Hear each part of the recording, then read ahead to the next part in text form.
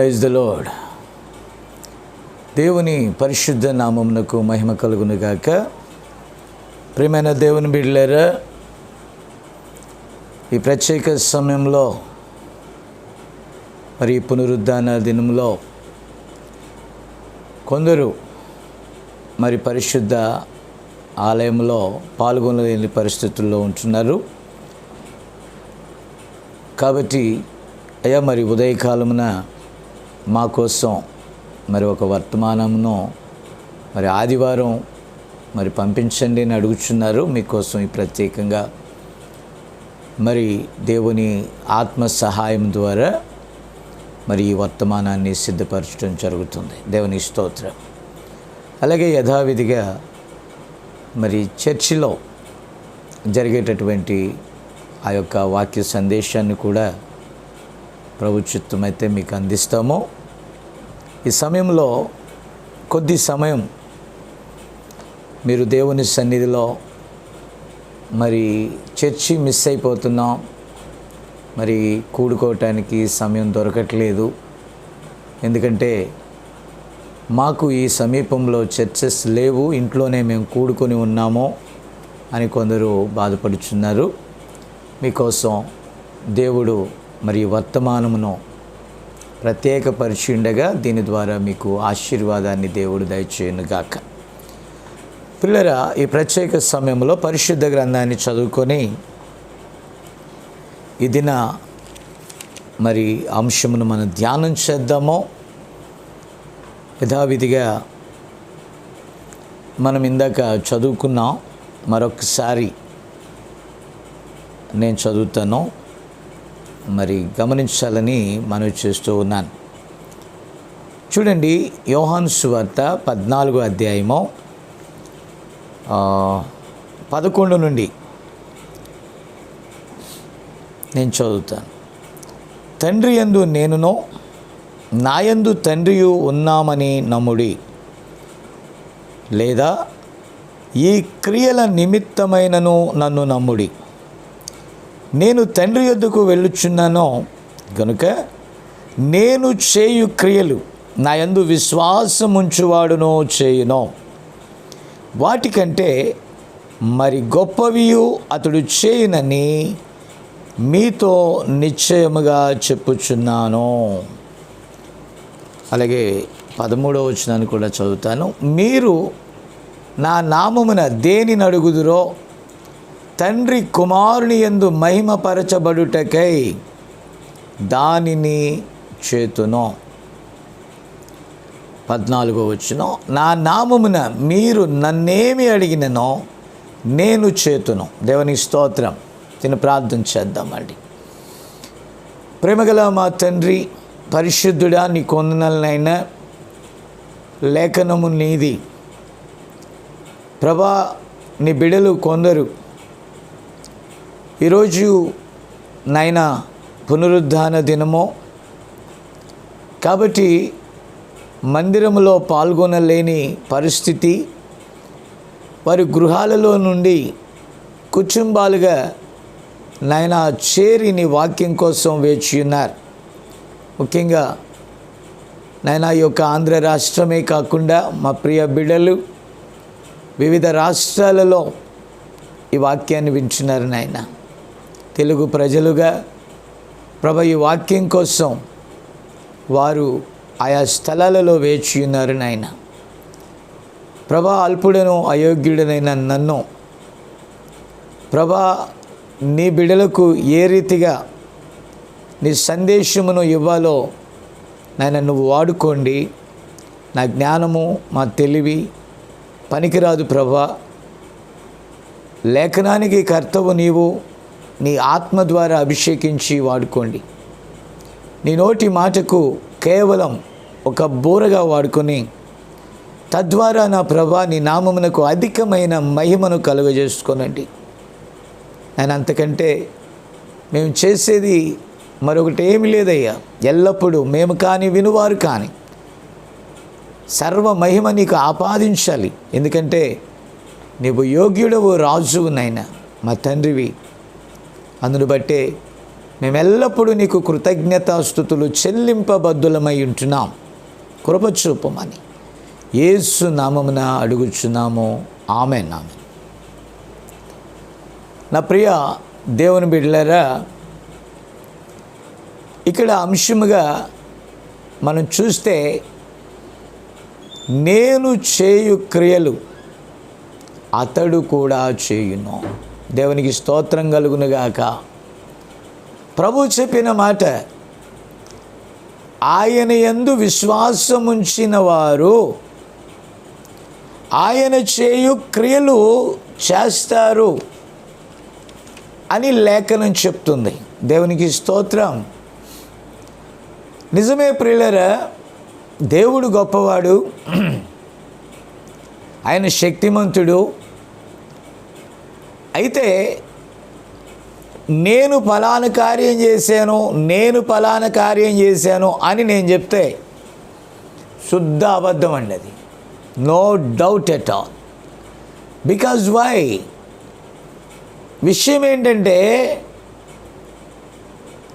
ఏ మానవుడు తనకు తానుగా, గమనిస్తున్నారా, తనకు తానుగా ఏమీ చేయలేడు. ఎందుకంటే సర్వమును చేసేది మన ప్రభువే. దేవునికి స్తోత్రం కలుగునుగాక. నిజమండి,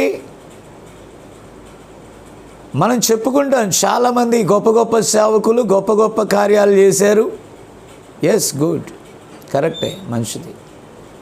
బట్ ప్రియులారా, మీరు గమనించండి, వారు చేయటం ఎన్నడూ సాధ్యం కాదు. వారిలో దేవుడే ఉండి చేయించాడు అనేటటువంటిది ఖచ్చితమైన నిజము. దేవునికి స్తోత్రం కలుగునుగాక. కాబట్టి నా ప్రియమైన దేవుని బిడ్డలారా, దయచేసి గమనించాలని నేను ప్రభు పేరిట మనవి చేస్తూ ఉన్నాను.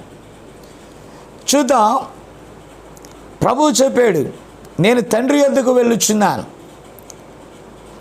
మరి నేను ఏ క్రియలైతే చేశానో నా యందు విశ్వాసం ఉంచిన వాడు కూడా చేస్తాడు అన్నాడు ప్రభు. ఇక్కడ ఒక విషయాన్ని మీరు గమనించండి, భూమి గతించవచ్చు, ఆకాశం గతించవచ్చు, బట్ దేవుని యొక్క లేఖనము గతించదు. దేవునికి స్తోత్రం కలుగునుగాక. ఎన్నో మార్లు మనము ప్రభువు మీద ఆధారపడి చాలా గడ్డు పరిస్థితులను జయించటానికి ప్రభువు ద్వారా కృపను పొందుకున్నాం మనం. దేవుని స్తోత్రం. కాబట్టి ప్రియరా, నేను నా స్వంత మాటలు మాత్రమే చెప్పటానికి నేను ఆశపడట్లేదు. పరిశుద్ధాత్మ ద్వారా, అలాగే ఈ కాలపు వర్తమానాలలో నుండి కొన్ని విషయాలను తీసుకొనొచ్చు మీ వద్దకు వచ్చుచున్నాను. అంతకంటే ఏం లేదు ఇక్కడ. దేవుని స్తోత్రం కలుగునుగాక. ఒకసారి చూద్దాము పరిశుద్ధ గ్రంథము హెబ్రీయులకు రాసిన పత్రికలోనికి రండి. 11వ అధ్యాయము హెబ్రీ 11:1 మనం చూస్తే, విశ్వాసమనునది, చూడండి, విశ్వాసమనునది నిరీక్షింపబడు వాటి యొక్క నిజ స్వరూపమును, అదృశ్యమైనవి, నీ కంటికి కనిపించకపోవచ్చు. దేవుని కార్యాలు భౌతికపరమైన 5 ఇంద్రియాలతో నేను ఆస్వాదిస్తానంటే ఇంపాసిబుల్ అండి. నీ 5 ఇంద్రియాలు నీ శరీర సంబంధమైనటువంటి కార్యాలకు ఉపయోగపడతాయి అంతే. దేవునికి సంబంధించినది ఏంటో మీరు గమనిస్తే అది అతీతమైన సూచన, సూపర్ సైన్. ఈ అతీతమైన సూచన ఏంటంటే 6వ ఇంద్రియము ద్వారా జరుగుద్ది. ఆ 6వ ఇంద్రియమే విశ్వాసం. దేవునికి స్తోత్రం కలుగునుగాక. బైబిల్ గ్రంథం అంతా చూడండి, విశ్వాసము వలననే వారు ఈ సాహస కార్యాలు చేశారు. దేవునికి స్తోత్రం కలుగునుగాక. కాబట్టి ప్రభు చెప్పాడు, నా యందు విశ్వాసం ఉంచండి, అప్పుడు నేను మీలో ఉంటాను. విశ్వాసం ద్వారా ప్రభు మనలోకి వస్తాడు. అప్పుడు నేను మీ యందు ఉన్న ఎడల, మీరు నా యందు ఉన్న ఎడల, మీకు ఏది ఇష్టమో అడగండి, నేను చేస్తాను అన్నాడు ఆయన. ఆమేన్ అంటాడు అంతే. కాబట్టి ఇప్పుడు జరుగుతున్న విషయం ఏంటి ఒకసారి ఆలోచన చేయండి. వాక్య వ్యతిరేకముగా మనము ఉంటూ మనం దేవుని యందు ఉన్నాము అని అంటే అది అబద్ధం. బైబిల్ క్లారిటీగా చెప్తుంది, క్లియర్గా చెప్తుంది. విషయం ఏంటంటే, ఆది యందు వాక్యం ఉండెను, వాక్యము దేవుని యొద్ద ఉండెను, వాక్యమే దేవుడై ఉండెను. ఆమేన్. దేవుని స్తోత్రం. హల్లెలూయా. కాబట్టి ప్రియులారా, ఆ వాక్యము శరీరధారి అయి కృపాసత్య సంపూర్ణుడిగా మన మధ్యకు వచ్చెను అని బైబిల్ చెప్తుంది. అంటే వాక్యమై ఉన్న ఆ దేవుడు క్రీస్తు అను శరీరపు గుడారములో ఎలాగైతే నివసించాడో, ఆయనే పరిశుద్ధాత్మగా వచ్చి తన భక్తులలో, తన సేవకులలో నివసించి అదే కార్యములు ఆయన ఇప్పుడు చేస్తున్నాడు. ఇప్పుడు లేఖన వ్యతిరేకం అన్నానే, లేఖనం చెప్పేది ఏంటంటే, మీరు ప్రభు అయిన యేసుక్రీస్తు నామమున బాప్తిజమము పొందుడి, అప్పుడు మీరు పరిశుద్ధాత్మ అను వరం పొందుతారు. దేవుని యొక్క శిష్యులు, అపోస్తులు అన్ని అద్భుత కార్యాలు చేశారంటే కారణం ఏమనుకుంటున్నారు మీరు? వారు దేవుని ఆజ్ఞకు లోబడ్డారు, దేవునికి సరెండర్ అయ్యారు, దేవుని చిత్తానికి అంగీకరించారు. ఆయన చిత్తము చేయటానికి 100% పాళ్ళు వారు అంగీకరించారు గనుక ఆమేన్. దేవుడు వెనువెంట జరుగుచూ వచ్చిన సూచక క్రియల ద్వారా వాక్యాన్ని స్థిరపరిచాడు. దేవుని స్తోత్రం. హల్లెలూయా. కాబట్టి సరే, ఆయన యందు విశ్వాసం ఉంచిన వారు అంటే వాక్యమును తూచా తప్పకుండా నమ్మి వాక్యానుసారముగా నడుచువారు ఆయన చేయు క్రియలు చేస్తారు. దేవుని స్తోత్రం కలుగునుగాక. ప్రియులారా, ఇప్పుడు విశ్వాసము ద్వారానే ఆయన చేస్తున్నాడు మనలో. ఆ విశ్వాసం ఏంటి? వాక్యమును నమ్ముట. చాలామంది ఏం చెప్తున్నారు తెలుసా? దేవుడు ఈ రోజుల్లో ఎందుకు చేస్తాడండి? ఆ కాలం అయిపోయింది, అపోస్తుల కాలం అయిపోయింది, ఆయన అపోస్తులుగా చేశాడు. కానీ ప్రభు చెప్తున్నాడు, ఈ వాగ్దానము మీకును రాబోయేటటువంటి వారికి అనగా దూరస్తులందరికీ చెందునన్నాడు. ఆమేన్. అలాగే మన ప్రభువు లేఖనంలో మనం చూస్తే ఆయన వర్తమాన, భూత, భవిష్యత్ కాలములలో ఉండువాడు. దేవునికి స్తోత్రం. అయితే ఆయన అన్ని కాలాలలో ఉండువాడైనప్పుడు మరి అన్ని కాలాల్లో ఆయన శక్తి లేదు అని ఆయన చెప్పాడా? ఆ రోజు ఆయన చేస్తే ఈరోజు కూడా ఆయన చేయగల దేవుడై ఉన్నాడు. నేనైతే పూర్ణంగా నమ్ముతానండి. దేవుని స్తోత్రం. చెప్పటానికి అతిశయం కాదు, కానీ ఈరోజు వరకు కూడా నా ప్రభు మాలో అనేకులకు ఆ స్వస్థత, విడుదల, ఆశీర్వాదాలు ఇస్తున్నాడంటే మేము దేవుని లేఖనాన్ని నమ్మామో, ఈ గడియ వర్తమానమును నమ్మామో, ఈ రెంటిని ఇచ్చిన పరిశుద్ధాత్మను కూడా నమ్మాము. దేవుని స్తోత్రం. అన్ని కాలాలలో పరిశుద్ధాత్మ, ప్రైజ్ ద లార్డ్, ఏం చేస్తాడండి? అదే కార్యాలు చేస్తాడు. లేకపోతే ఈ వాక్యానికి జీవం ఉండదు. మనం ఎలా లేస్తాం? నా యందు విశ్వాసం ఉంచిన వాడు చనిపోయినా బ్రతుకుతాడు అన్నాడు ప్రభు. ఎలా బ్రతుకుతాడు? ఈ వాక్యములో జీవముంది, విశ్వాసము ద్వారా అంగీకరించాము. అంగీకరించిన వాడు ఆ విశ్వాసము వలన, నమ్మకం వలన ప్రభు రాకడ ఆలస్యమైతే కొద్ది కాలమైన తరువాత ఈ శరీరం అనే గుడారాన్ని విడిచిపెడతాడు. అయితే తిరిగి వచ్చినప్పుడు తన గుడారాన్ని తీసుకెళ్ళాలంటే అందులో ఏముండాలి? ఈ వాక్యం అనే విత్తనము సజీవంగా ఉండాలి.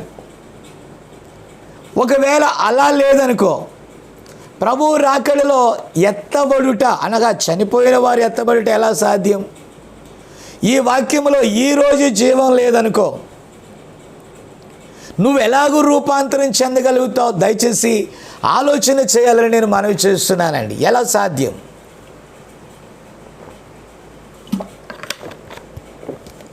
కాబట్టి ప్రియులారా, జాగ్రత్తగా గమనించండి. మన ప్రభువు ఆ రోజు ఉన్నాడు, వర్తమానంలో ఉన్నాడు, భవిష్యత్ కాలంలో కూడా ఆయన ఉన్నాడు. ఆమేన్. కాబట్టి మనము లేఖనాన్ని నమ్మితే ఈరోజు ఆయన ఉన్నాడని నమ్మాలి, ఈరోజు ఆయన చేయగలడని నమ్మాలి. దేవుని స్తోత్రం.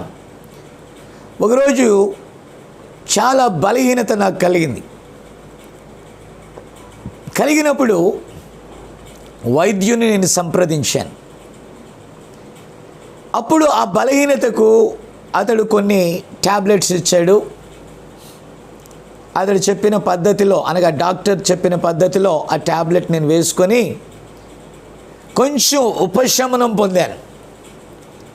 అప్పుడు ప్రార్థన చేస్తూ, ప్రభా, ఎలాగైతేనేమి నాయనా, నీవు నన్ను బాగు చేసావు, నీకు స్తోత్రం.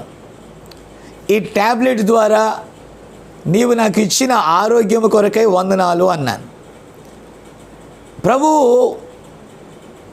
ఆయన మాట్లాడుచు, అయ్యా ఎలా మాట్లాడతాడంటే, ప్రతివానికి లేఖన సంబంధమైన ఒక గురి ఉంటుందండి. ఒక్కొక్కరికి దేవుడు ఆయనతో సంభాషించేటటువంటి కృపనిస్తాడు. కొందరికి కళల ద్వారా మాట్లాడతాడు, ఈ కాలపు ప్రవక్త చెప్పాడు. మరికొందరికి దర్శనాల ద్వారా మాట్లాడతాడు, మరికొందరికి సూచనల ద్వారా మాట్లాడతాడు.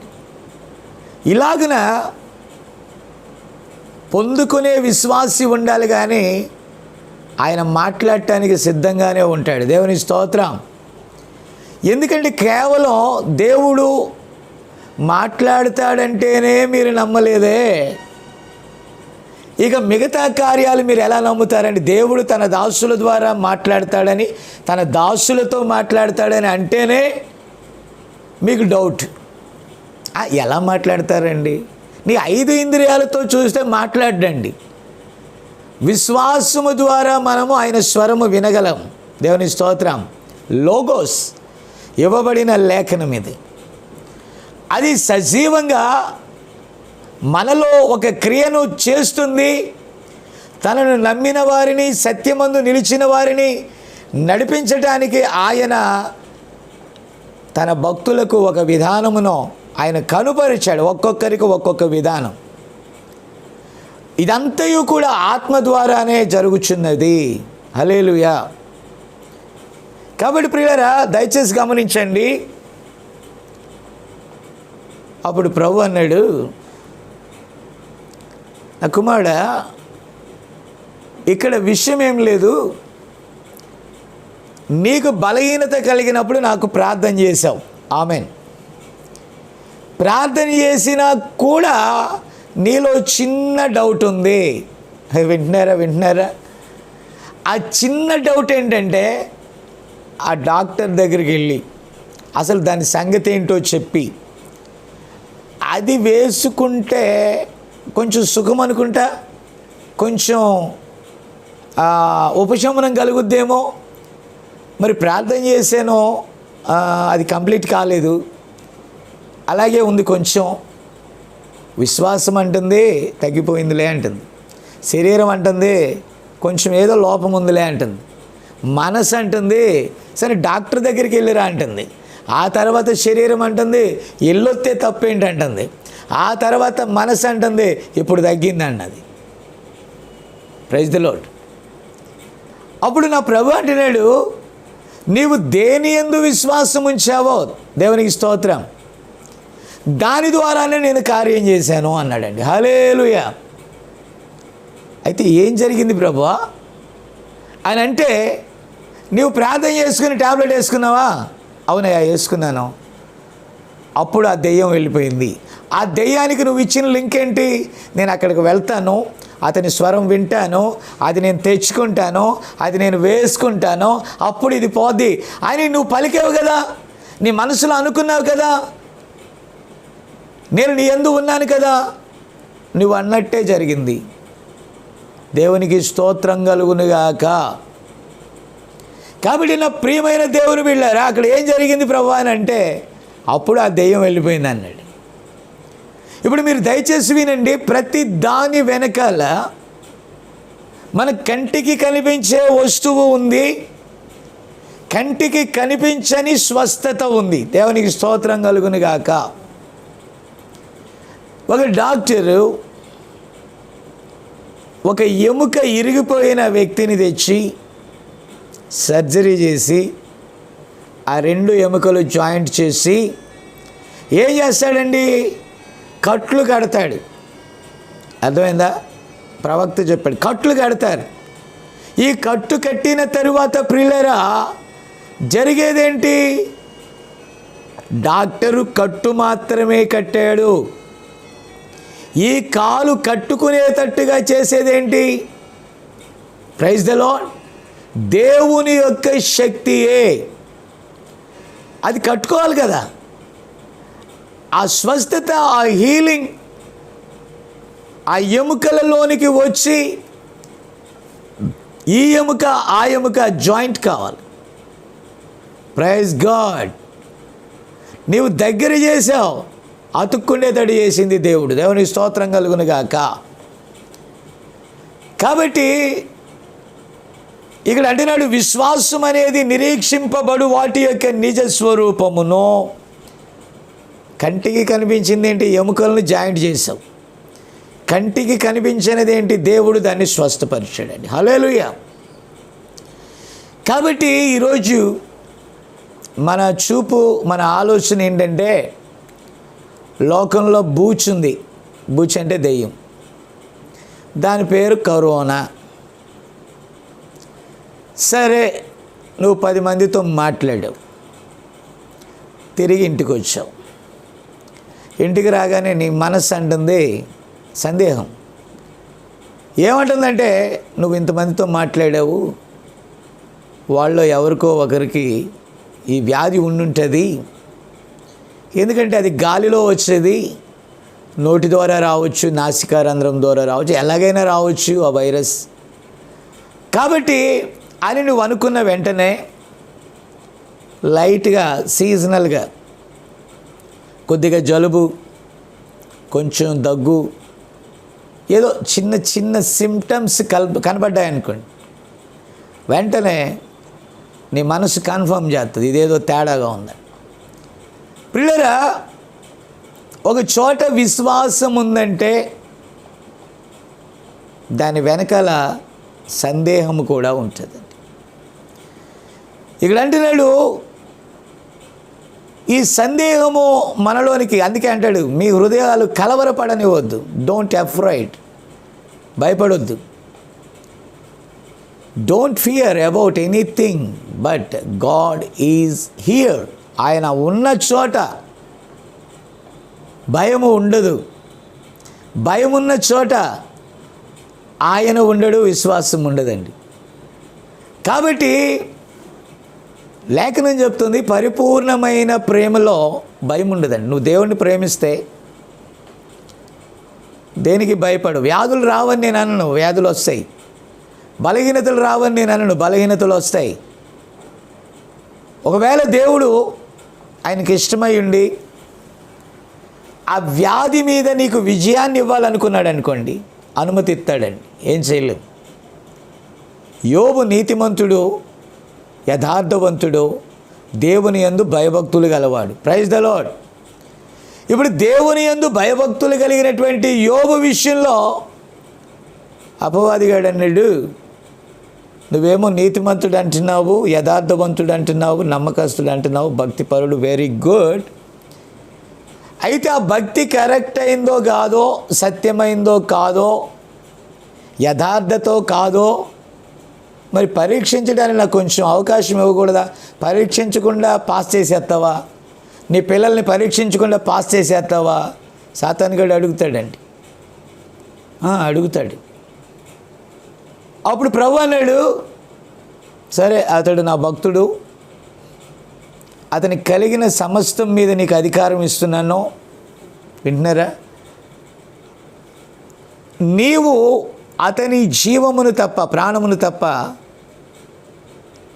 అన్నిటి మీద నీకు అధికారం ఇస్తున్నాను, పో అన్నాడు.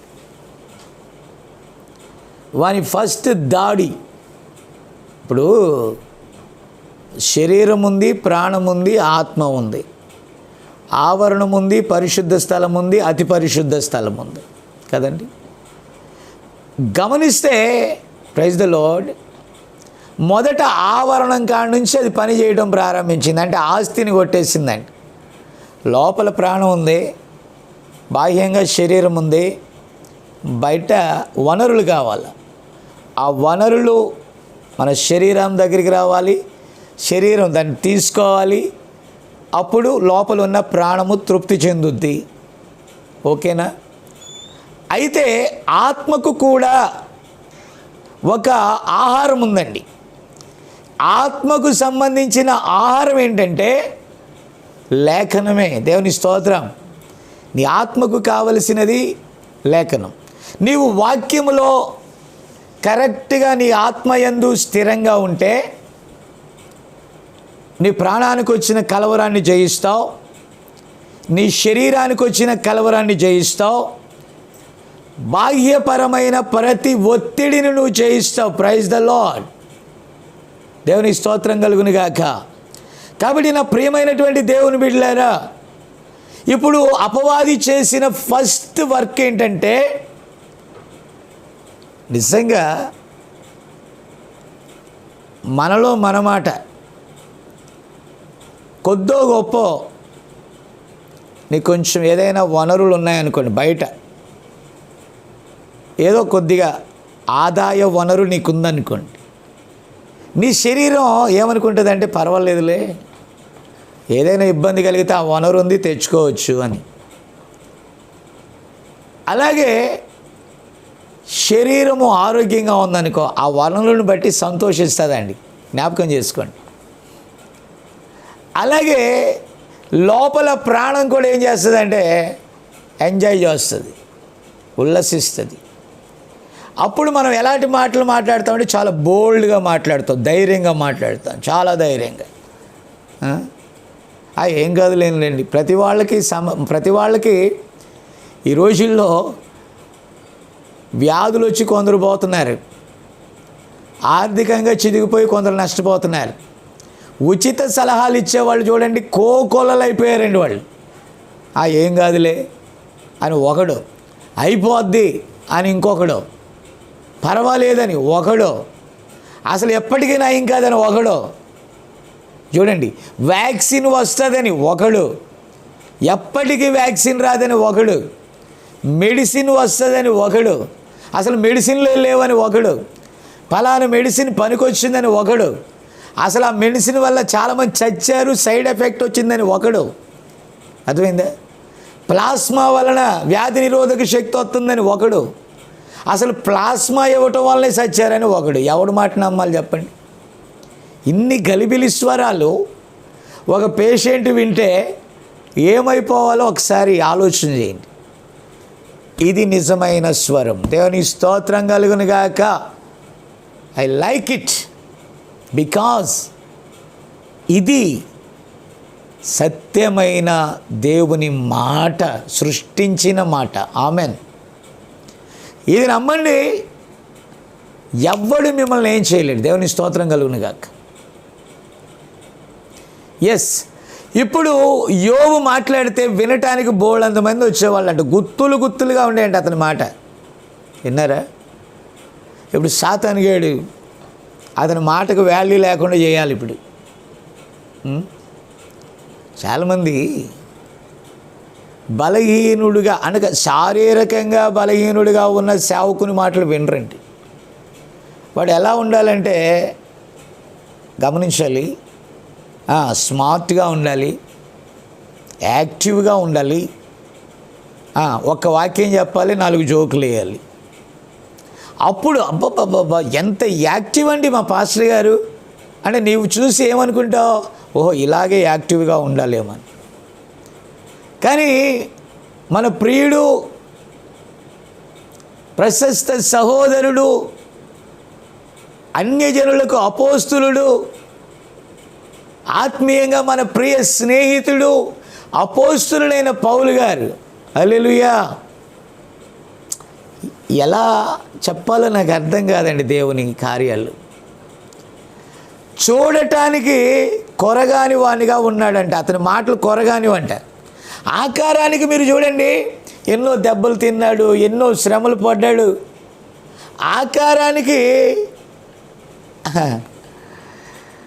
అంతగా ఇంపుగా ఉంటాడంట, వికారంగా ఉంటాడంటండి. ఆ కళ్ళముట నీళ్ళు కారుతా బైబిల్ పండితులు అంటున్నారు, నాకు తెలియదు. ఏదో శరీర సంబంధమైన లోపం కలిగి ఉంటాడంట, బలహీనంగా ఉంటాడంట. కానీ బలమైన కార్యాలను దేవుడు చేయటానికి అతడి బాడీని వాడుకున్నాడంట. నా యందు విశ్వాసం ఉంచిన వారు నీ శరీరము ఆరోగ్యవంతున్నే వాడుకుంటానని ప్రభువు అనలా. ఆమేన్.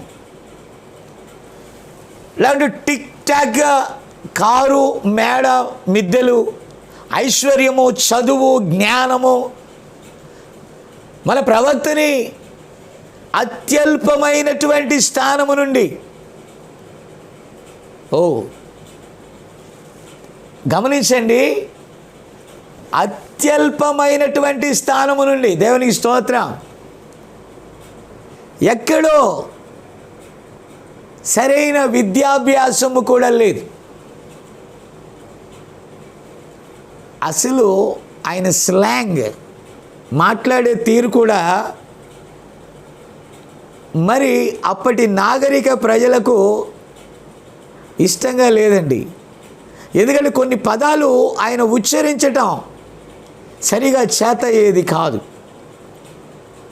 ప్రియమైన దేవుని బిడ్డలారా, ఈరోజు మనం గొప్పగా చెప్పుకునేది ఏంటంటే మనం గ్రాడ్యుయేట్స్ అని, పీజీలు చేసామని, అలాగైతేనే ప్రజలు వస్తారు.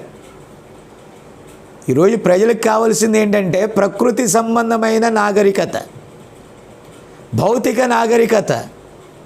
Praise the Lord. ఇది చూసి పరుగులు పరుగులు, ఉరుకులు ఉరుకులు.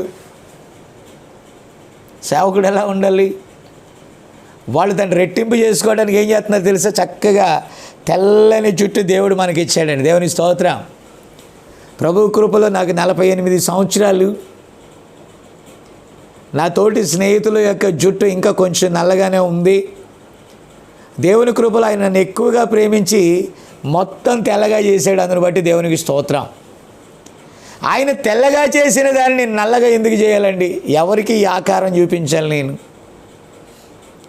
చాలామంది ఎలా చెప్తారండి, మా సేవకుడు చాలా బాగుంటాడండి, చాలా బాగా వాక్యం చెప్తాడండి. అవసరమా? ఇంకా చెప్పనా? మంచి ఎడ్యుకేటెడ్ అండి, మంచి హైట్ పర్సనాలిటీ అండి. అవును, సౌలుని ప్రజలు అలాగే కోరుకున్నారు. ప్రజలు ఏం కోరుకుంటున్నారో దేవుడు ఎరిగి అలాంటి వాడినే ఇచ్చాడండి. అయితే సౌలు కూడా తక్కువడేం కాదు. ప్రవక్త చెప్పాడు, నువ్వు శత్రువులను నాశనం చేసినప్పుడు వారి యొద్ద నుండి ఏది తేవద్దు అని,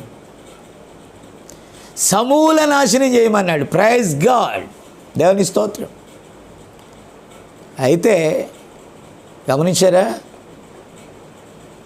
అతడు ఏం చేశాడంటే ప్రజలకి సంతోషం కలిగించాలి. ఎందుకంటే ప్రజలు ఎన్నుకున్నారుగా. దేవుడు ఎన్నుకున్నవాడు దేవుని కోసమే జీవిస్తాడు. దేవుని స్తోత్రం. ప్రజల చేత ఎన్నిక చేయబడిన వాడు ప్రజల కోసమే చేస్తాడు. మీరు అనుకోవచ్చు ప్రజలకు మేలు కదా అండి. ప్రజలకి ఒక మానవుడు చేయదగిన ఏ మేలు లేదండి. ఎందుకంటే ఎన్ని మేలులు చేసినా వాడు పాపం చేశాడు, పాపం వలన మరణం వచ్చింది, మరణం వలన పాతాళానికి పోతాడు నమ్మకపోతే. మానవుడు చేయదగింది ఏంటి? సృష్టికి సర్వనాశనం చేసుకొచ్చాడు. మానవుడు సృష్టిని నాశనం చేయటానికి తగిన ఆయుధాలను కనిపెట్టాడు, అణుబాంబులను కనిపెట్టాడు, క్రమమును అక్రమముగా మార్చాడు, ప్రకృతి సంబంధమైన దాన్ని వికృతముగా మార్చేశాడు. సకల వ్యాధులు మానవులను తరుముకోవటానికి కారకుడుగా మిగిలాడు ఒక మానవుడు. మానవుడు చేసిన నీతి అది. ఎందుకంటే అతడు సరిచేయటం అతని వల్ల కాదు, కానీ వంకర చేయటం అతని వల్ల అవుద్ది. ఎందుకంటే ఈ మానవుడు చేసిన పొరపాటు ఏంటంటే దేవుడు ఇచ్చిన వాక్యమును త్రోసేసి అపవాది చేత ప్రేరేపించబడి క్రమమును అక్రమముగా మార్చేసుకున్నాడు. అందుకే నేల శపించబడింది. ఇది మానవుడు తెచ్చిన ఈ లోకానికి మంచి. అందుకే దైవ మానవునిగా మనను ఉద్ధరించటానికి, సరిచేయటానికి పరమాత్ముడైన మన ప్రభువు అయిన యేసుక్రీస్తు, ఆయనే నిజదేవుడు, శరీరం అనే గుడారములో దిగి వచ్చాడు. దేవుని స్తోత్రం. అందుకని నా యందు విశ్వాసం ఉంచితే నేను ఏదైతే చేశానో అదే క్రియలు చేస్తాడు. చెడగొట్టే చేయడు. ఆయన అపవాది చేత పీడింపబడుచున్న వారిని అందరినీ విడిపించాడు. ఆయన మేలే చేశాడు, కీడు చేయలేదు. ఆయన కీడు ఆయనలో లేదు. గమనించాలని నేను ప్రభు పేరిట మనవి చేస్తున్నాను.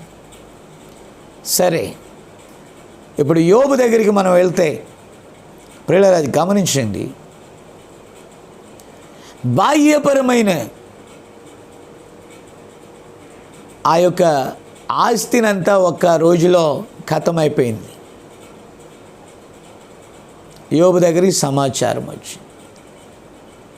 ఇప్పుడు చాలా మనమైతే ఎలా ఉంటామంటే వాక్యం కరెక్ట్గా ఉంటే ఏం కాము మనం. ఆయన యందు విశ్వాసం ఉంచితే ఎన్ని కష్టాలు వచ్చినా విశ్వాస సంబంధమైన మాటలే మాట్లాడతాం. ఆమేన్. అయితే వాక్యంలో కొంచెం డౌట్గా ఉన్నాం అనుకో, మనకు నష్టం జరగగానే వెంటనే రివర్స్ అయిపోతాం దేవుని మీద. గమనించండి. కాబట్టి యోబుకి తెలుసు ఏం జరుగుతుందో. ఆయన లేకుండా ఏది జరగదని ఆయనకి తెలుసు. కాబట్టి యోబు ఏమన్నాడంటే ఆయనే ఇచ్చాడు, ఆయనే తీసుకున్నాడు. నిజమే కదా? ఏమండి, ఈ లోకంలో నువ్వు నిజంగా ఆస్తి సముపార్జన చేసుకున్నావంటే పుడతా ఒక అరకిలో బంగారాన్ని కూడా బయటికి తెచ్చుకోవాలి. నువ్వు తెచ్చుకోలేదే. బైబిల్ చెప్తుంది దిగంబరిగా వచ్చామంటే దిగంబరిగా వెళ్ళిపోవాలంట. దేవుని నామమునకు మహిమ కలుగునుగాక. కాబట్టి యోబు విశ్వాస సంబంధమైన మాటలే మాట్లాడాడు. ఇచ్చింది ఆయన, రిటర్న్ తీసుకుంది కూడా ఆయనే. ఇక ఆయన నామానికి మహిమ కలుగునుగాక అని చెప్పకుండా నేనేం చేయగలను అన్నాడు. దేవుని స్తోత్రం కలుగునుగాక. మీరైతే నేనైనా కొన్నిసార్లు మైండ్లో ఏంటి ప్రభువా, నువ్వు పిలిచావని నేను ఉద్యోగాన్ని విడిచిపెట్టొచ్చాను, అన్నీ విడిచిపెట్టొచ్చాను, నీకోసమే బ్రతుకుతున్నాను, నీ పనే చేస్తున్నాను, ఎందుకయ్యా నాకు ఇంత కీడు చేశావు అంటాను. మీరు ఇంకా ఎక్కువ అనొచ్చు. అయితే నా ప్రియమైన దేవుని బిడ్డలారా, ప్రైజ్ ద లార్డ్, యోబు నీతిమంతుడే. ఆయన యందు విశ్వాసం ఉంచిన వారు ఆయన చేయి కార్యాలు చేస్తారు. ఆయన నీ చిత్తమే జరుగునుగాక అన్నాడండి. అది సాధ్యమైతే ఈ గిన్నె నాలో నుండి తొలగించు అన్నాడు. అది కాదు ప్రణాళిక. ఆయన అక్కడ మరణించవలసి ఉంది. Praise the Lord. అందుకని హల్లెలూయా. గమనించండి ప్రియులారా, నీ చిత్తమే జరుగునుగాక అన్నాడు. నిజంగా మన జీవితంలో మనం ఆయన యందు ఉండటం ఆయన చిత్తములో ఉండటం, ఆయన మన యందు ఉండటం అంటే ఆయనకి ఇష్టమైనదే మనం చేయటం. దేవుని స్తోత్రం. హల్లెలూయా. యోబు దేవుల్లో ఉన్నాడు, దేవుడు యోబులో ఉన్నాడు, బయట సాతాను ఉన్నాడు. ఇప్పుడు సాతాను మన మీద చేయగలిగింది ఏంటంటే మనకు కావలసిన మన వాటిని నాశనం చేయగలదు. తర్వాత మన పిల్లల మీద దాడి చేయొచ్చు. తర్వాత మన శరీరం మీద అది దాడి చేయొచ్చు, రోగగ్రస్తులను చేయొచ్చు. కానీ విశ్వాసమును కాపాడుకున్న ఆత్మను అది తాకలేదు. దానివల్ల కాదు, అది ఆత్మను అది ఏమి చేయలేదు. ఆత్మ విడిచిన తర్వాత శరీరాన్ని పురుగులు పట్టిస్తుంది, శరీరాన్ని దానికి ఇష్టం వచ్చినట్టుగా చేస్తుంది. ఆ నేలలో వేయబడిన తర్వాత ఒక ఆట ఆడుకుంటుంది, దాని ఇష్టమేక. కానీ ఆత్మ ఆయన సన్నిధిలో సురక్షితంగా ఉంటుంది. దేవుని స్తోత్రం కలుగును గాక. అందుకే ప్రభు ఏమన్నాడు? హల్లెలూయా. ఆత్మ సిద్ధమే, ఆత్మే ఇంపార్టెన్స్. ఈ శరీరము కేవలం నిష్ప్రయోజనం అండి. చాలామంది శరీర సంబంధమైన సేవ చేస్తారు. ఆత్మచేత నడిపించబడు వారే దేవుని పిల్లలు. దేవుని స్తోత్రం. ఈ సందర్భంలో నా ప్రియ దేవుని బిడ్డలారా, యోబు డేర్గా ఒక మాట సాతాను ముఖం మీద గుద్దినట్టుగా చెప్పాడు. ఆయన ఇచ్చాడు, ఆయన తీసుకున్నాడు, ఆయనకే మహిమ కలుగునుగాక అని. తర్వాత ఒక్కరోజు పిల్లలు చనిపోయారండి. ఆ పిల్లల కోసం ఆయన ఏం చేశాడో తెలుసా? బలిని అర్పించేవాడండి, యాగం చేసేవాడు.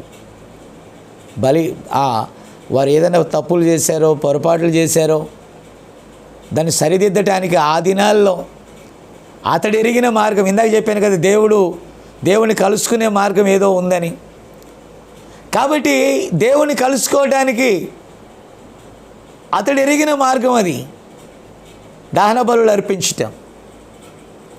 అర్పించాడు, పిల్లల కోసం ఎన్నో చేశాడు. అయినా కూడా అపవాది వారిని మొత్తాడు. ఆ భవనం కూలి, ఆ గుడారం కూలి చనిపోయారు. మళ్ళా కంప్లైంట్ వచ్చింది. ఒక నీతిమంతుని దగ్గరికి మళ్ళీ కంప్లైంట్ వచ్చింది. ఏమని వచ్చింది గమనించండి. అయ్యా, నీ పిల్లలందరూ చనిపోయారండి, ఆస్తి పోయింది. తర్వాత నీ పిల్లలు చనిపోయారు. ఇప్పుడు ఏం చెప్తాడో, పైన దేవుని సన్నిధి ఉంది, ప్రక్కన సాతాను, ఇద్దరు సాక్షులు ఉన్నారు అక్కడ, మధ్యలో మనస్సాక్షి ఉంది. దేవుని స్తోత్రం. ఇప్పుడు మనస్సాక్షి దగ్గరికి వెళ్ళి ఆలోచన చేశాడండి. అవును, కుమారులు యెహోవా అనుగ్రహించు స్వాతి, గర్భఫలము ఆయనిచ్చు బహుమానం. ఒక మాట నేను మీతో చెప్తున్నా, ప్రవక్త చెప్పిన మాట. ఒక స్త్రీలో అండము విడుదల అయినప్పుడు, జాగ్రత్తగా వినండి, అది పురుషుని యొక్క వీర్య కణముతో కలిసి ఫలదీకరణం చెందుద్ది అనేది మనకు బాగా తెలుసు సైంటిఫిక్గా. అయితే ఆమె గర్భములో అండములు ఉన్నవి, కానీ ఆ ఒక్కటి విడుదల అవటానికి దేవుడు ఆజ్ఞాపించాలి. అలాగే పురుషుని యొక్క రేతస్సులో లేక ఆ వీర్య కణాలలో అనేకములైనటువంటి జీవ కణాలు ఉన్నాయి, కానీ అన్నీ కూడా ఒక మానవునిగా తయారై బయటికి రాదండి. మిగతావన్నీ పోయాక దేవుడు దేనిని ఈ లోకములోనికి పంపటానికి నిర్ణయించాడో ఆమేన్, అది మాత్రమే అండముతో కలుస్తుంది, ఆమె గర్భము దాలుస్తుంది, దేవుడు పంపిన బిడ్డను కంటుంది. ఆమేన్. ఇది ఆలోచన చేసినప్పుడు అవును, ఏది నా వలన కలిగింది కాదు, ఇది కూడా దేవుడిచ్చిందే. అది దైవ జ్ఞానం అంటే. మీరు నాయందున్న ఎడల. రోమిలికి రాసిన పత్రిక 8వ అధ్యాయం 26వ వచనంలో మనం చూస్తే, మనం యుక్తముగా ఎలాగూ ప్రార్థన చేయాలో మనకు తెలియదంట. ఎందుకు తెలియదు? పరిశుద్ధాత్మ ఉచ్చరింప శక్యము కాని మూలుగులతో మన పక్షమున విజ్ఞాపన చేయిస్తుందంట. ఆయన మనలో ఉంటే ఆ ప్రార్థన దేవుని సన్నిధికి చేరుతుంది. మన స్వంత శరీరములు, ఉద్రేకాలు, ప్రార్థనలు మనం తెగ చేస్తాం. ఇలాంటి కష్టం వచ్చిందనుకో, ఎందుకు చేసావు ప్రభా, ఎలా నీకు చెయ్యబుద్ధి అయిందయ్యా, నువ్వు దేవుడు కదా, ప్రేమ గలవాడువు కదా, ఏంటయ్యా నీ ప్రేమ? ఎన్ని ప్రశ్నలు వేస్తామో ఆలోచన చేయండి. యోబు అదేం చేయలే, చిన్నగా కంక్లూజన్ చేశాడు. ఏమన్నాడంటే, ఇది కూడా అనగా పిల్లలు కూడా ఆయనే ఇచ్చాడు, మళ్ళీ ఆయనే తీసుకున్నాడండి. నిజంగా చాలా ఈరోజు మనం యోబు చరిత్రను ఒక చరిత్రగా తీసుకొని మాట్లాడితే అతడు పడే బాధ నీకు అర్థం కాదు. యోబు స్థానంలో నువ్వుండి ఇలా చెప్పగలమా? ఆలోచన చేయండి ప్రియులరా. No no no no no no అస్సలు చెప్పలేదు. చిన్న చిన్న తలనొప్పులు, జ్వరాలు, బలహీనతలు వస్తేనే దేవుడు ఎందుకు ఇలా చేశాడనే క్వశ్చన్ నీలో వస్తుంది. కానీ ఇలాగున నిజంగా ఆనాటి అపోస్తుల వలె, లేకపోతే ఆనాటి భక్తుల వలె, లేకపోతే యోబు వలె ఈ శ్రమ ఈ కాలంలో నువ్వు ఎదుర్కోలేవని ఆయనకు తెలుసు. ఎందుకంటే విశ్వాసం రాను రాను రాను రాను ఏమైపోయిందో తెలుసా? హైలోకి దిగజారిపోయింది. ఎందుకంటే నా ప్రభు, మన ప్రభు అన్నాడు, నేను వచ్చినప్పుడు ఆ విశ్వాసమును కనుగొందునా, ఆనాటి విశ్వాసమును కనుగొందునా. కానీ లేఖనం చెప్తుంది విశ్వాసానికి ఏం కావాలా, డోకా లేదు. కానీ మనలో అంత నమ్మకం లేదు. అది సంగతి, స్టోరీ అది. కాబట్టి ప్రియులారా, ఇప్పుడు యోబు అన్నాడు, ఆయనే ఇచ్చాడు, ఆయనే తీసుకున్నాడు అన్నాడు. ఆయన నామానికి మరలా మహిమ కలుగును గాక అన్నాడండి. దేవుని స్తోత్రం, హల్లెలూయా. సాతానుగాడు రెండవ వాడు చేసిన దాడి కూడా ఫెయిల్ అయింది. నిజంగా ప్రభు ఇలా చూస్తుంటాడు, ఏంటి సంగతి అని. సాతానుగాడు ఇంకొక ఛాన్స్ ఇయ్యి అన్నాడు. ఇప్పటికే సర్వనాశనం చేసావు, ఇంకేం కావాలి అని. ఇప్పుడు పిల్లలే కదా అని వదిలేయచ్చు, ఆస్తే కదా అని వదిలేయచ్చు. నొప్పేంటో ప్రాణానికి తెలిస్తే ఇది కూడా కరెక్టేనండోయ్. ఎందుకంటే చాలామంది వృద్ధాప్యంలోకి రాకముందు ఎలా చెప్తారంటే, రే బాబు, ఈ బిల్డింగ్ నీకేరా, ఈ ఆస్తి నీకేరా, ఈ ఐశ్వర్యం నీకేరా, ఆ పిల్లల్ని ఎత్తుకొని అబ్బబ్బబ్బా నీకేరా అంటారు కదా. చివరికి ఇతడే వృద్ధుడైపోయాడు అనుకోండి, తన కలిగిన ఆస్తి అంతా కూడా ఆ వైద్యానికి అవసరమైందనుకోండి. అప్పుడు తన పిల్లల్ని పిలిచి, ఒరే నేను చస్తే చచ్చాను కానీ ఉంచుకోండిరా అంటాడా? అనడు. ఒరే ఇంకా ఏదైనా చేయించండి రా, నన్ను బాగు చేయించండి రా, నేనే కదా మీకు ఈ ఆస్తి ఇచ్చాను, అదంతా తెచ్చి నాకు వైద్యం చేయించండి అంటారు. శరీర తత్వం అది. చాలామంది భలే బిల్డప్ చేస్తారండి. ఎలా అంటే ఏమి ఆ నొప్పి లేని వాళ్ళలాగా ఉంటారు, కానీ లోపల కుమిలిపోతూ ఉంటారు. Praise the Lord. కాబట్టి ప్రియులారా, నిజంగా అపవాదికి కూడా ఎలా బోల్తా కొట్టించాలో తెలుసు, ఎలా బోల్తా కొట్టించాలో తెలుసు. కాబట్టి ప్రభు అనుమతి ఇచ్చాడు. నేను ఇందుకే చెప్పాను. నేను ఎందుకు చెప్పానంటే, కొన్నిసార్లు మనకు బలహీనతలు రావటానికి దేవుడే అనుమతి ఇస్తాడు. పక్కనోళ్ళు లేసి ఆయన నిజమైన భక్తుడైతే ఎందుకు వచ్చింది శోధన? మరి యోబు భక్తుడు కాదేంటి? పౌలు గారు భక్తుడు కాదేంటి? నువ్వు ఒక్కడివే భక్తుడువా? ఏలియా మరణం చూడకుండా అగ్నిరథాల మీద వెళ్ళిపోయాడు. ఎలీషా రోగం వచ్చింది, సిక్ అయిపోయాడు, చనిపోయాడు. రోగాలు లేవా? రావా? వస్తాయి. దయచేసి జోకులు చేయకండి దేవుని సేవకుల మీద. ప్రవక్త యాక్సిడెంట్ ఎందుకు చచ్చిపోయాడు నువ్వు చెప్పలేదని? ప్రవక్త ఏం చేశాడు? ఏం చెప్పాడు? తనకి ఏమి జరగనయ్యుందో, తాను ఏ విధంగా వెళ్ళవలసి ఉందో ముందుగానే చెప్పాడు. అలాగే జరిగింది. మరి నీ గురించి నీకు తెలుసా? విమర్శించే ముందు ఆలోచించండి. చాలామంది తమ నాలుకను ఇష్టానుసారంగా వాడుకుంటారు, ఇష్టం వచ్చినట్టు వాడుకుంటారు. ఎందుకండి భక్తుల జోలికి వెళ్తారు మీరు?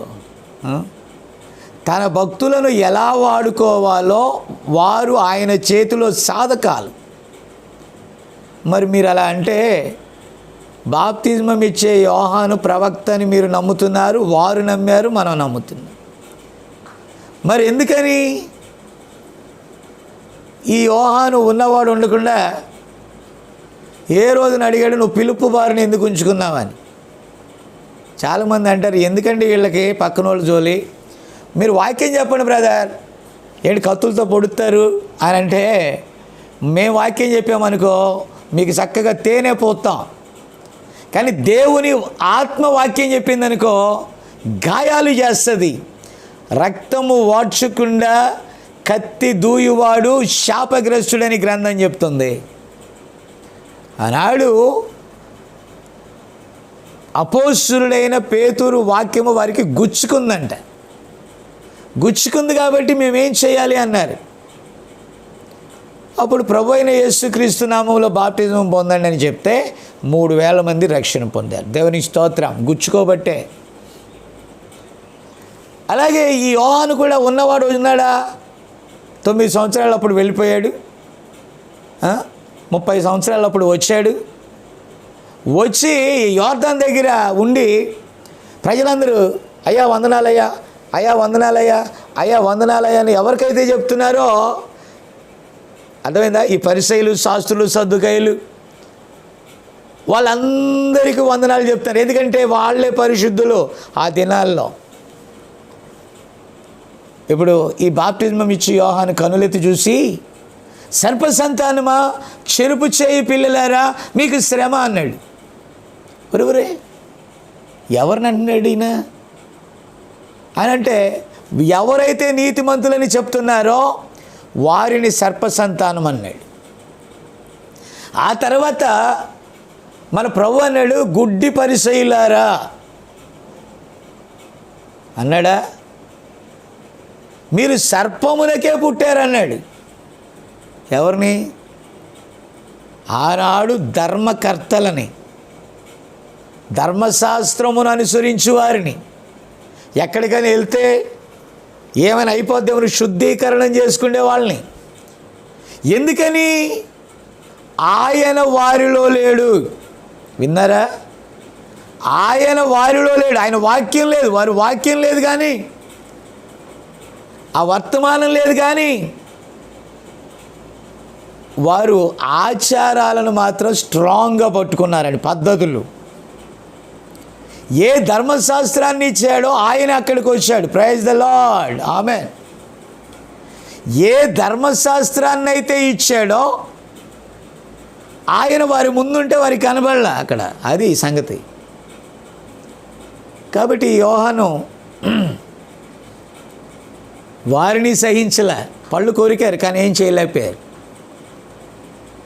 తర్వాత హేరోదు సంగతి ప్రవక్త దగ్గరికి వచ్చింది. అప్పుడు హెచ్చరిక చేశాడు, అది తప్పు. ఇది యెజబెలును ఏలియా ఎలాగైతే ఖండించాడో అదే ఆత్మ యోహానులో ఉండి ఆమేన్ అలాంటి దాని ఆత్మను ఖండించింది, అక్రమమును ఖండించింది. స్త్రీ ఎల్లప్పుడూ సంగమునకు సాదృశ్యముగా ఉంది. అక్కడ భ్రష్టత్వం వచ్చింది కనుక ఆ భ్రష్టత్వాన్ని ఏలియా యొక్క ఆత్మ యోహాను అనే గుడారంలో నివాసం చేసింది కనుక ఖండించింది. ఆనాడు యెజబెలు ఆ బయలు ప్రవక్తల తలలు ఎక్కడున్నాయో నీ తల కూడా అక్కడే ఉంటుందని.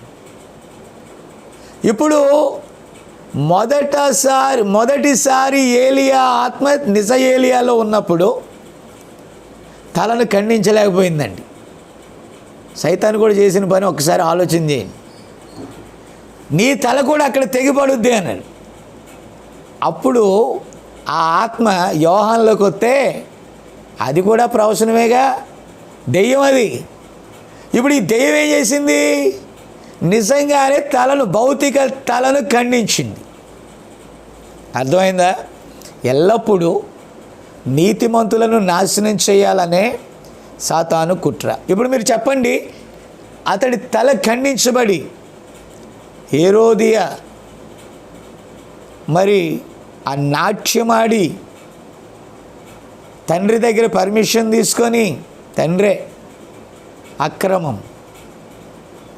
ప్రియులారా, యోహాను తలను కోరుకున్నప్పుడు చెరసాలలో తల కొట్టించి తెచ్చి పళ్ళెంలో పెట్టారు. ఏమంటారు మరి? అతడు నీతిమంతుడు కాడా?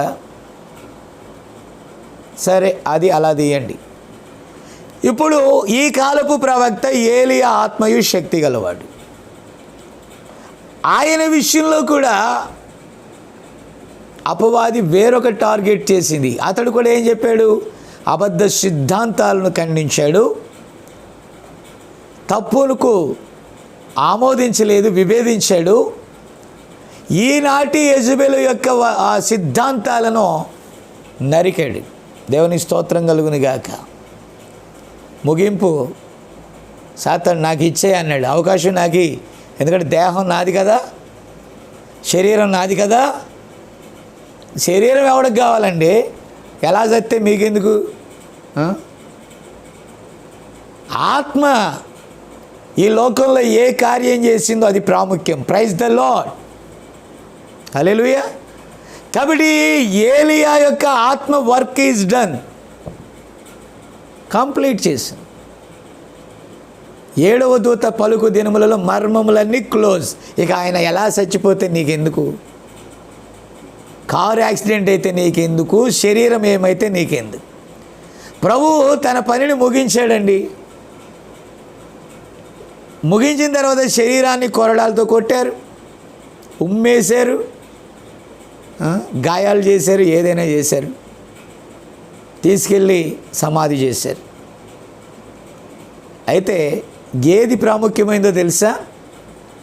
పునరుద్ధానము ప్రాముఖ్యమైంది. దేవుని స్తోత్రం.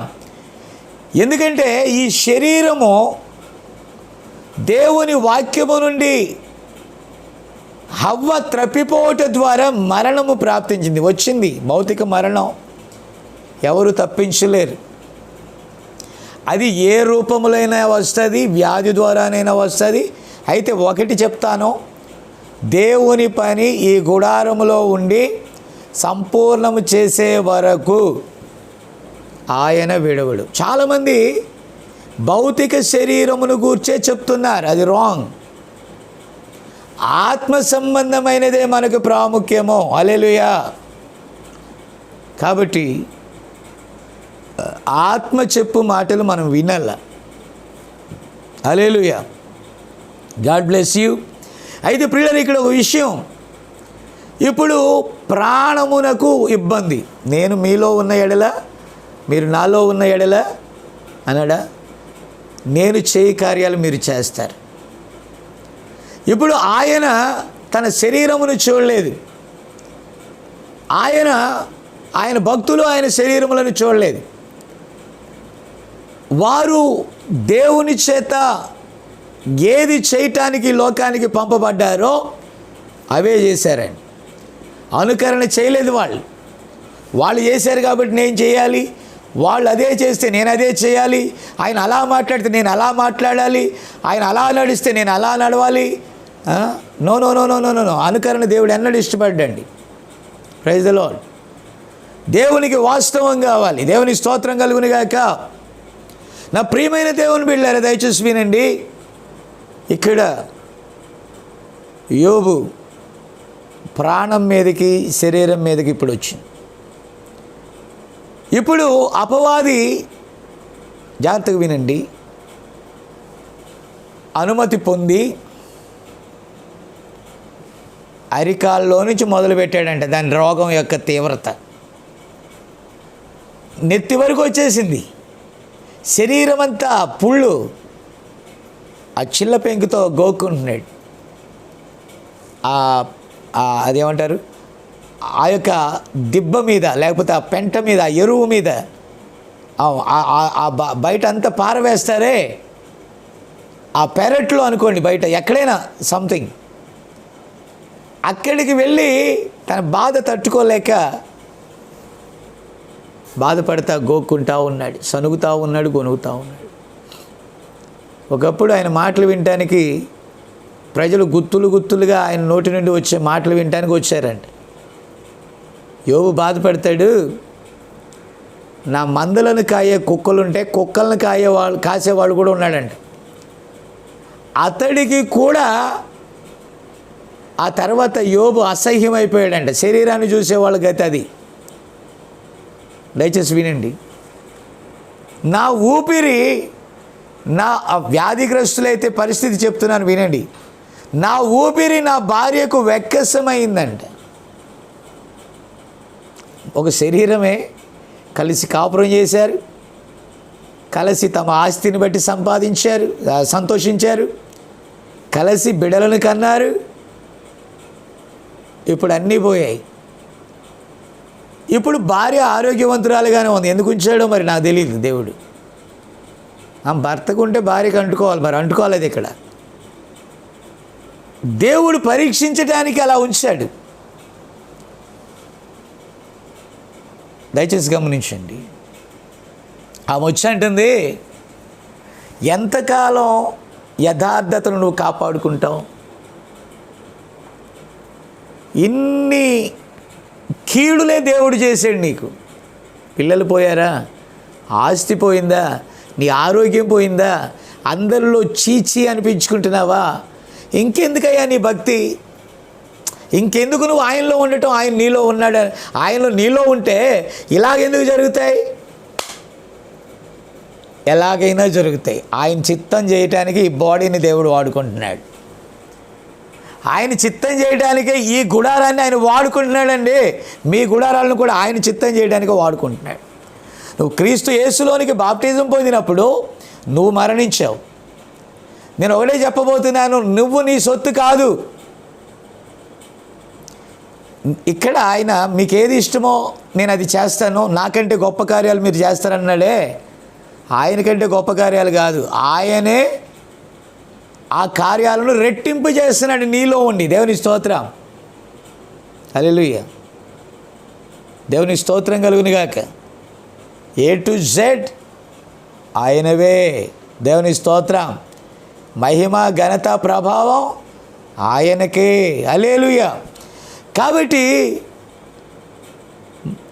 యోబు కాంప్రమైజ్ కాల.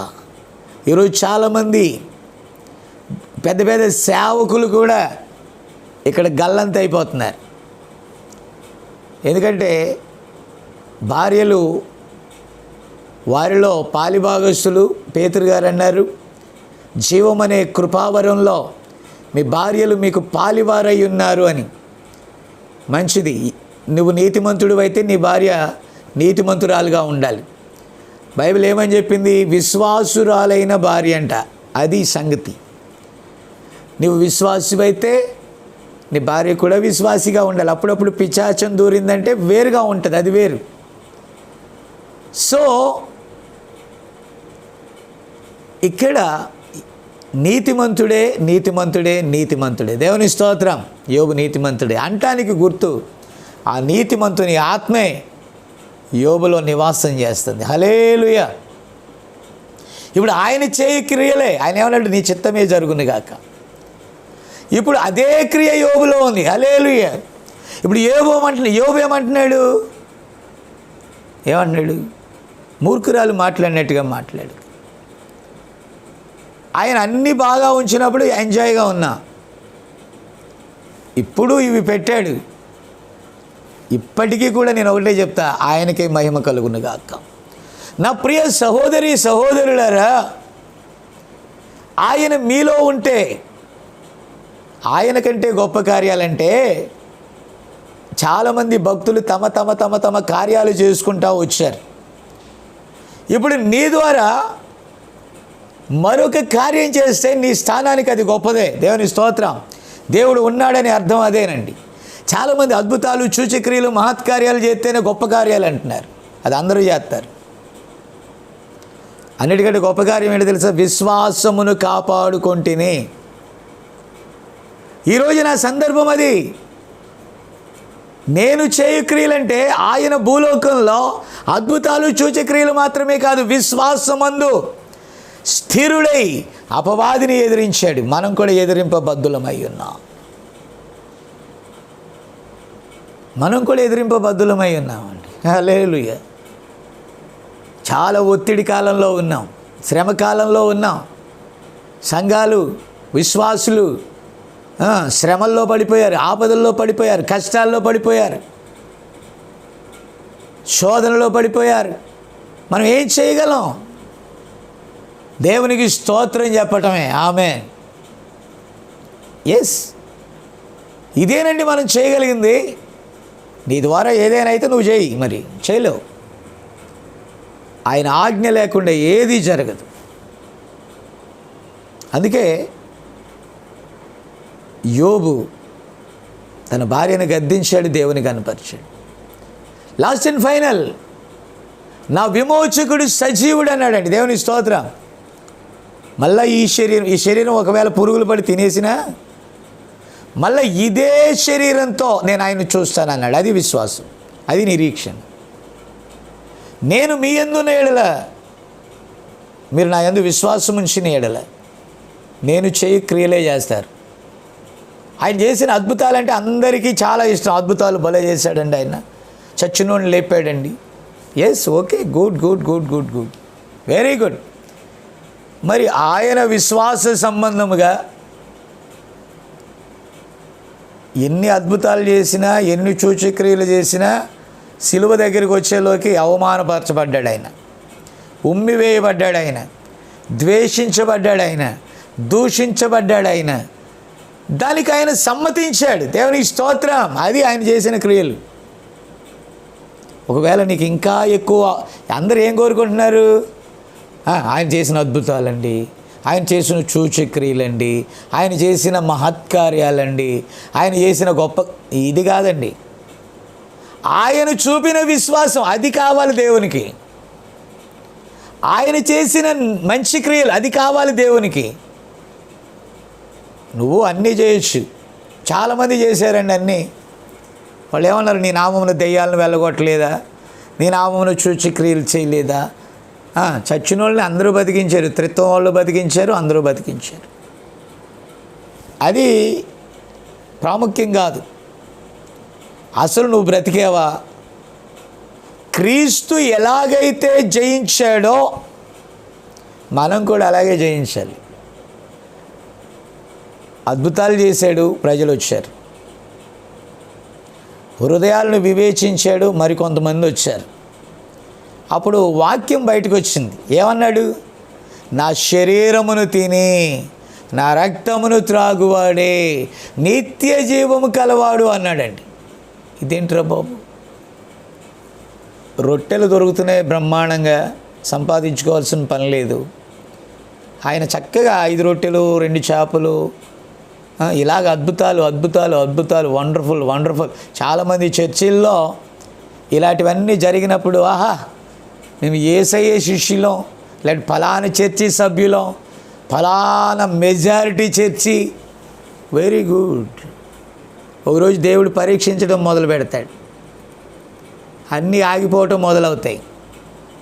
ఇక అంతే, సెండ్ ఆఫ్ ఇచ్చేస్తారండి వాటికి. అది ప్రాముఖ్యం కాదు. ఇవన్నీ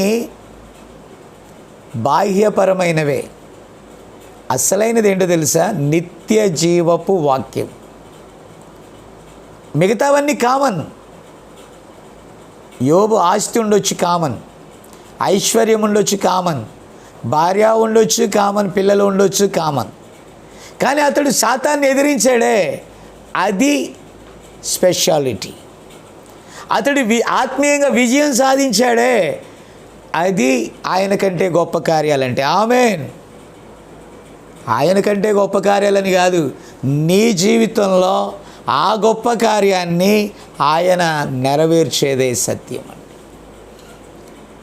యేసుప్రభు సిలువెక్కించేటప్పుడు అద్భుతాలు చూసిన వాళ్ళు ఎటుపోయారో తెలియదు, సూచక్రియలు చూసిన వాళ్ళు ఎటుపోయారో తెలియదు, మేలు పొందిన వారు ఎటుపోయారో తెలియదు, కనీసం శిష్యుల్లో అనేక మంది ఎటుపోయారో తెలియదు.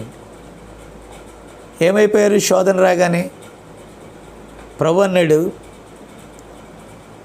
నేను ఒంటరిని కాను, ఆయన నాతో కూడా ఉన్నాడు అన్నాడు. ఆయన మనతో ఉంటే మనము లోకమును జయిస్తాం. అది అసలు సంగతి. దేవుని స్తోత్రం కలుగును గాక. లోకం అంటే 5 ఇంద్రియాలు, దేవుడు అంటే 6వ ఇంద్రియం. దేవుని స్తోత్రం.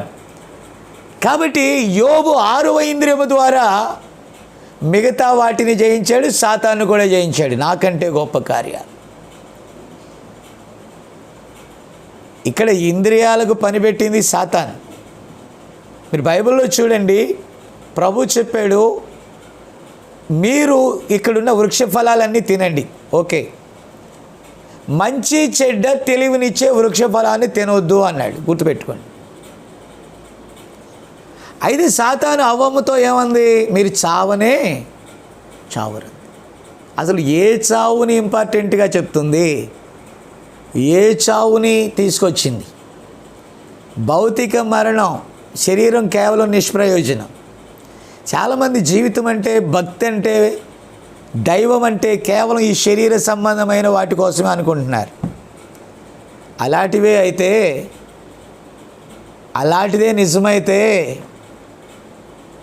ఈ ప్రపంచమంతా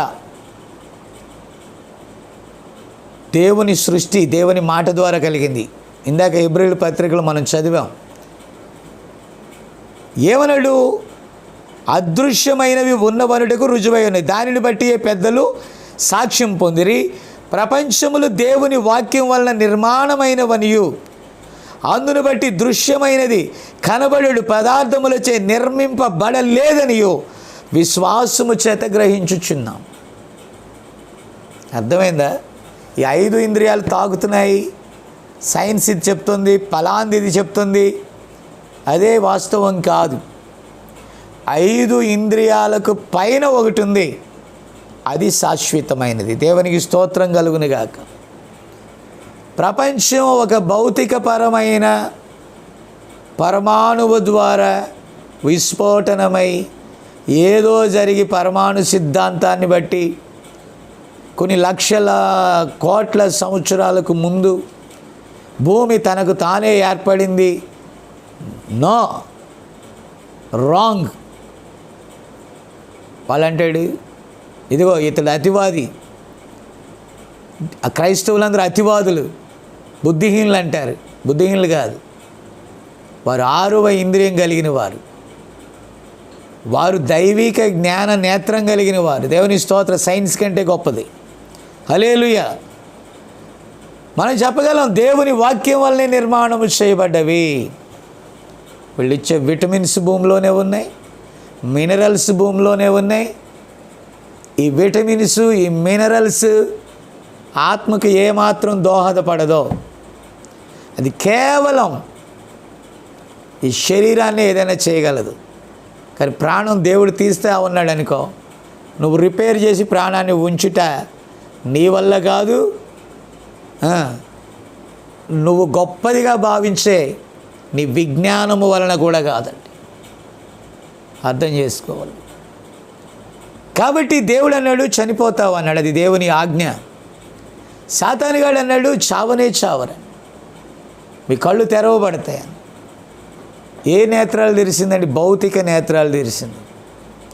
ఈరోజు వాక్యము ద్వారా గొప్ప కార్యం అంటే ఏంటో తెలుసా? గొప్ప కార్యం ఏంటో తెలుసా? పరిశుద్ధాత్మ వచ్చి అపోస్తులలో నుండి అద్భుతాలు అనేవి ఆకర్షణ మాత్రమే. వాక్య రివలేషన్, ప్రత్యక్షతను తీసుకొచ్చింది, అది గొప్ప కార్యం. ప్రభు చెప్పాడు తన శారీరకంగా చేసిన కార్యాలను మించినవి చేస్తారని. మించినవి ఒకటి చేసిందంటే అది చేయటానికి ఒక ఉద్దేశం ఉంది. ఆ ఉద్దేశమే అసలైనది. ఆమేన్. అంతరిక్షానికి ర్యాకెట్ ప్రయోగించటం ద్వారా మానవుడు నేను హీరోని అయిపోయానని చెప్పుకోవడానికి మాత్రం కాదండి. ఏదో ఒకనాడు అసలు ఉద్దేశం చెప్తున్నా, ఈ భూమి అంతమైపోద్ది, ప్రపంచము నాశనం అయిపోద్ది. అయితే వేరొక గ్రహం మీదకి వెళ్ళి ఎక్కువ కాలం మానవుడు బ్రతకటానికి వేసుకునే ప్లానే ఈ ప్రయోగం. మీరు గమనించాలి. మానవుడు ఏదో ఎవడికి చెప్తాడు సాధించానని? ఏదో వెనకాల వారికి ఒక కారణం ఉంది, వారికి ఒక ఉద్దేశం ఉంది. ఆ ఉద్దేశం కోసమే వాళ్ళు అలాగ చేస్తున్నారు. ఎస్, అలాగే మనం వాక్యమును నమ్మామో మనకు కూడా ఒక ఉద్దేశం ఉంది. మనకు కూడా ఒక ప్రధాన యాజకుడు ఉన్నాడు, మనకు కూడా ఒక ప్రధాన సైంటిస్ట్ ఉన్నాడు, మనకు కూడా ఒక ప్రధాన వ్యోమగామి ఉన్నాడు. ఆయన ప్రభు అయిన యేసే. ఆయన 14వ అధ్యాయం యోహాను సువార్తలో ఏమన్నా, నా తండ్రి రాజ్యములో అనేక నివాసాలు ఉన్నాయన్నాడు. అసలు కార్యం అదే. నేను మరలా వచ్చి నాతో కూడా ఉండటానికి మిమ్మల్ని తీసుకొని పోతాను అన్నాడు. గొప్ప కార్యం అది. ఇప్పుడు ఆ ఆత్మ పెంతెకోస్తు దినాన అసలు సంగతి ఏంటంటే, హవ్వమ్మ వాక్యానికి వ్యతిరేకం అవటం ద్వారా మరణం వచ్చింది. ఆ మరణము నుండి జీవంలోని తీసుకెళ్ళటానికి వాక్యం వచ్చింది. వాక్యము శరీరధారి అయి ధర్మశాస్త్రము యొక్క శిక్ష నుండి తప్పించింది. ఆ వాక్యము మన కొరకు మరణించింది, తిరిగి లేచింది. అంటే లేవటానికి గుర్తేంటి? మనం కూడా తిరిగి లేస్తాం. నా విమోచకుడు సజీవుడని అన్నాడే, యోబులో ట్రైలే అది. దేవుని స్తోత్రం. కాబట్టి ఆయన తిరిగి లేచాడు ప్రథమ ఫలముగా. ఆమేన్. తర్వాత మనం కూడా లేస్తామని రుజువు. హల్లెలూయా. ఇప్పుడు నాకంటే గొప్ప కార్యాలంటే ఆయన భౌతిక దేహంలో ఉండి నా తండ్రి నాకంటే గొప్పవాడు అన్నాడు. ఎవరా తండ్రి? పరిశుద్ధాత్మ. ఈ పరిశుద్ధాత్మ ఆల్మోస్ట్ ప్రభువుకి ఎంతవరకు ఆయన పని చేయాలో భూమి మీద మనుష్య కుమారుడిగా శరీరధారిగా ఆ పనిని పూర్తి చేసి అన్నాడు, సమాప్తమైంది అన్నాడు. దేవాలయపు తెర చిరిగింది, దేవుడు ముసుగు తీసేశాడు. దేవుని స్తోత్రం. ఆ తర్వాత ఆయన ఎక్కడున్నాడు? మరలా తిరిగి తన అపోస్తులు తను ఏర్పరచుకునే శిష్యుల్లోనికి వచ్చాడు. దేవుని స్తోత్రం. ఇప్పుడు ఆ శిష్యుల్లో నుండి ఆయన ఎక్కడికి వెళ్ళాడు? జగత్ పునాది వేయబడక మునిపే ఆయన సంకల్పంలో ఎందరినైతే ఆయన ఏర్పాటు చేసుకున్నాడో వారి వద్దకు వెళ్ళాడు. వాక్య రూపంగా వెళ్ళాడు. ఉన్నది బోధకుడే, చెప్పేది వాక్యమే, వినేది విశ్వాసి. విశ్వాసి దేవుని సొత్తు. ఈ వాక్యం అతడిలోకి వెళ్ళింది, అతన్ని రూపాంతరపరిచింది. దేవుని స్తోత్రం. ఆ కాలంలో ఆ వర్తమానాన్ని అతడు నమ్మటానికి పైన తండ్రి ఆకర్షించాడు. వాక్యము లోపలికి వెళ్ళింది, వాక్యము వర్తమానంలోనికి తెచ్చింది. దేవుని స్తోత్రం కలుగునుగాక. ఆమేన్. కాబట్టి ప్రియులారా, అక్కడ ఆమె సందేహించినందువలన మరణం వచ్చింది. మరణం అందరికీ సంప్రాప్తి అయింది. ఇప్పుడు విశ్వాసం వలన జీవం వచ్చింది. జీవం అందరిలోనికి వ్యాపిస్తుంది. దేవుని స్తోత్రం. ఈరోజు ప్రభు చేసే కార్యాలు, ఆయన వాక్యమును నువ్వు నమ్మితే నీ ద్వారా జరుగుతాయి. నీ ద్వారా జరిగే అత్యుత్తమమైనది ఏంటో తెలుసు. ఆయన ప్రణాళికలో ఉన్న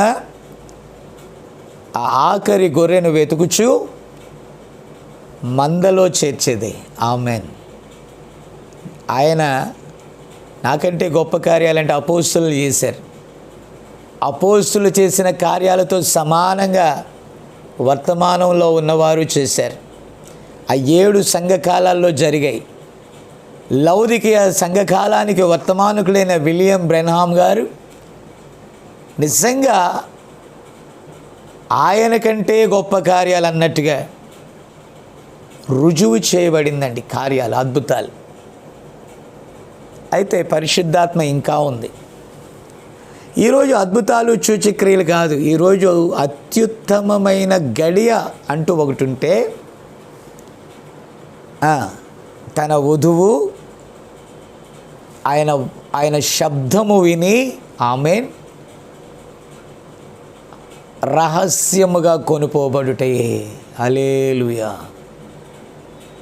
ఈ ప్రత్యక్షత దేవునికి స్తోత్రం కలుగునుగాక. ఎలా వస్తుందంటే ఆయన వాక్యమందు విశ్వాసం ఉంచుట ద్వారా వస్తుంది.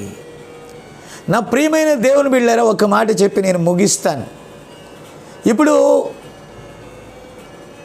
ఆనాడు అపోస్తులు పునాది వేశారు. ఆ పునాది మనం చూస్తే మనకు బాగా తెలుసు. నేను చాలాసార్లు మీకు చెప్పాను. అదేంటంటే పరిపూర్ణ మానవుని యొక్క స్వరూపం. దేవునికి స్తోత్రం. ఇక్కడ మనం చూస్తే పౌలు గారు సంఘములను స్థాపించాడు పరిశుద్ధాత్మ వచ్చాక. నేను చెప్పి ముగిచ్చేస్తానండి. అతడు ఫస్ట్ ఫౌండేషన్ విశ్వాసము. అక్కడ 7 సంఘకాలములను గురించి ప్రభువు మాట్లాడు. తన కుడి చేతిలో 7 నక్షత్రాలు ఉన్నాయి. ఆ నక్షత్రాలు ఎవరు? వర్తమానికులు. ఆ 7 సంఘములు, 7 సంఘముల యొక్క కాలములు. కాబట్టి దేవుడు పరిపూర్ణుడు. తన పనికి ఆరంభకుడు ఆయనే, తన పనికి ముగింపు కూడా ఆయనే. అదే సమయంలో ఆయన అనంతుడైన ఆయన కాలంలోనికి వచ్చాడు. కాలంలో మనల్ని ఉంచాడు. ఈ కాలంలో ఉన్న మనకు తన వర్తమానం ఇచ్చాడు. ఆ వర్తమానము ద్వారా మనం జీవించి అనంతుడైన దేవుని దగ్గరికి, కాలము యొక్క అవతలికి మనం వెళ్ళాలి. దేవుని స్తోత్రం. అది టార్గెట్, గొప్ప కార్యం. హల్లెలూయా.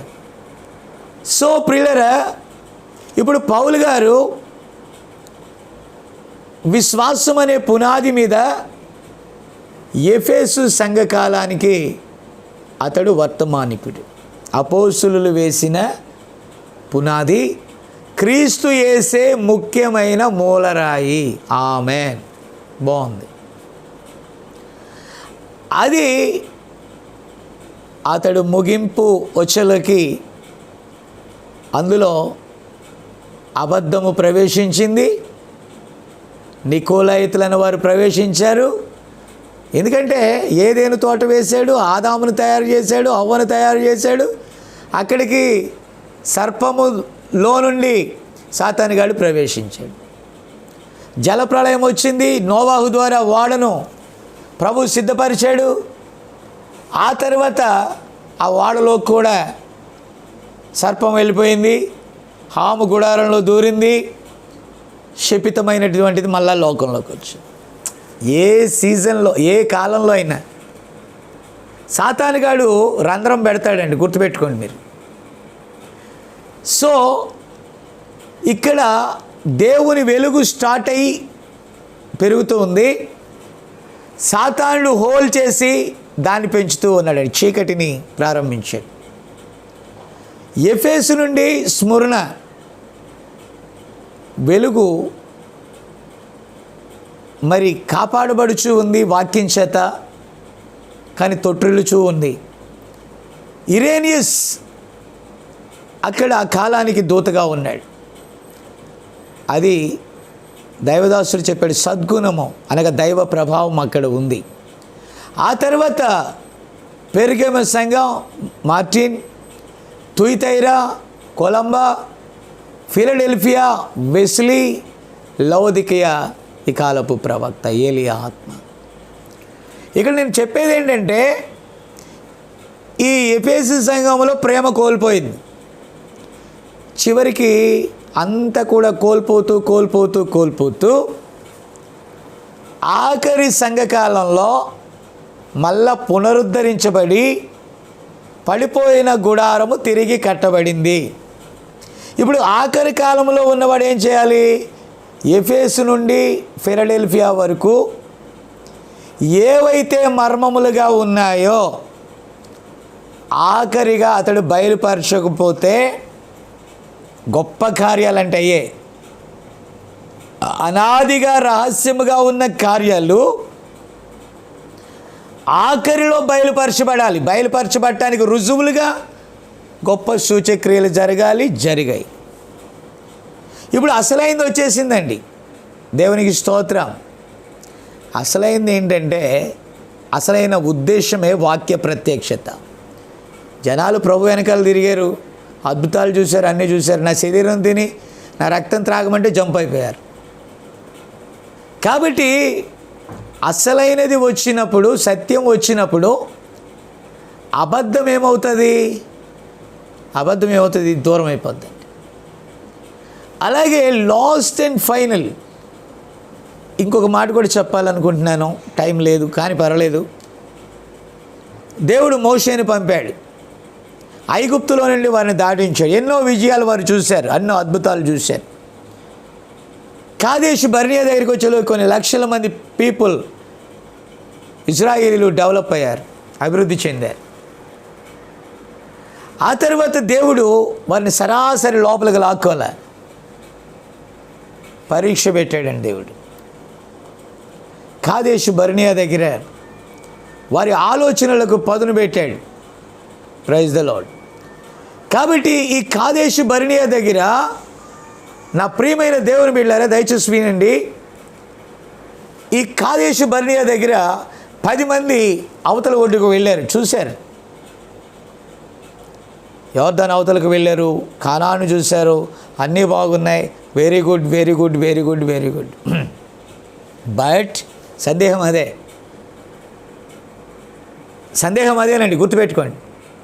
ఏమన్నారంటే 10 మంది, మనము వారిని జయించేది కాదు, మనం ఆ దేశాన్ని స్వాధీనపరుచుకునేది కాదు అన్నారండి. ఇక అందరు ఏడవటం మొదలుపెట్టారు. అంత్య దినాల్లో అబద్ధ సంబంధమైనవి అనేకమున్నాయి. అన్నీ చూసి ఇక్కడ భలే ఉంటుందండి, ఇక్కడ ఇంకా బాగుంటుందండి, హైదరాబాద్లో పెద్దది ఉందండి, మరో ఊరిలో ఇంకా పెద్దది ఉందండి. నో, సర్వసత్యమును తెలియచేయని ఎన్నుంటే ఏం లాభం అండి చెప్పండి మీరు. అయితే అందరు మనసులు కృంగిపోయాయి, దేవుని కోపం వారి మీదకి వచ్చింది. అందరూ యోర్దాను దాటకుండానే యువతల రాలిపోయారు. 2 విశ్వాస పరీక్షలో గెలిచారు. ఆమేన్. ఆ 2 ఎవరు? యెహోషువ, కాలేబులు. దేవుని స్తోత్రం కలుగును గాక. ఈరోజు దేవుడు ఈ లౌదికీయ కాలానికి ఇచ్చినటువంటి వాగ్దానం ఏంటో తెలుసా? జయించువానిదే సింహాసనం. ఇది గొప్ప కార్యం. నాకంటే గొప్ప కార్యాలు చేస్తారు. ఆత్మ చేసే కార్యం గొప్పదండి. ఆత్మ ద్వారా జరిగే కార్యం గొప్పది. ఇన్ని కార్యాలను మించిన గొప్ప కార్యం ఫైనల్లీ వధువు ఎత్తబడుటయే అతి గొప్ప కార్యం. దేవుని స్తోత్రం. దానికి రోడ్ మ్యాప్ అంతా ఫిక్స్, మర్మములన్నీ క్లోజ్. మళ్ళా అక్కడ పరిశుద్ధాత్మ నిలిచి ఉన్నాడు. దేవుని స్తోత్రం. పరిశుద్ధాత్మ నిలిచి ఇక ఆయన ఒక రహస్య కార్యాన్ని కంప్లీట్ చేయాలి. పెళ్ళి కుమారుని వద్దకు తన వధువును తీసుకొని వెళ్ళి చేర్చు వరకు అతడు తీసివేయబడని బైబిల్ చెప్తున్నాడు తెస్సలోనికల్లో. పరిశుద్ధాత్మ వధువుతో కూడా వెళ్ళిపోతాడు. దేవుని స్తోత్రం కలుగును గాక. ఆయన ఏ సంకల్పాన్ని చేయటానికి ఇన్ని కార్యాలు చేశాడో అది కంప్లీట్ కావాలి. హల్లెలూయా. అదే గొప్ప కార్యం, అదే పరిపూర్ణ విశ్వాసం. దేవునికి స్తోత్రం. ఇప్పుడు ఈ లౌదికీయ సంఘకాలంలో ఈ కాలపు ప్రవక్త ద్వారా దేవుడు గొప్ప కార్యాలు చేసి ఈ వర్తమాన సత్యం ఇందులో నడవండి, ఇది సరైన మార్గం అని ఈ వర్తమానం మనకి ఇవ్వడం జరిగింది. ఇప్పుడు మనం నమ్మాలి. అతీతమైన ఆ మానవ ఇంద్రియాలను మించిన విశ్వాసం లేకపోతే దీన్ని మనం నమ్మలేం. 10 మంది చెప్పే మాటలే నమ్ముతాం, కానీ ఇద్దరు చెప్పిన మాటలు నమ్ముతారా? కానీ ఇద్దరు చెప్పిందే నెరవేరింది.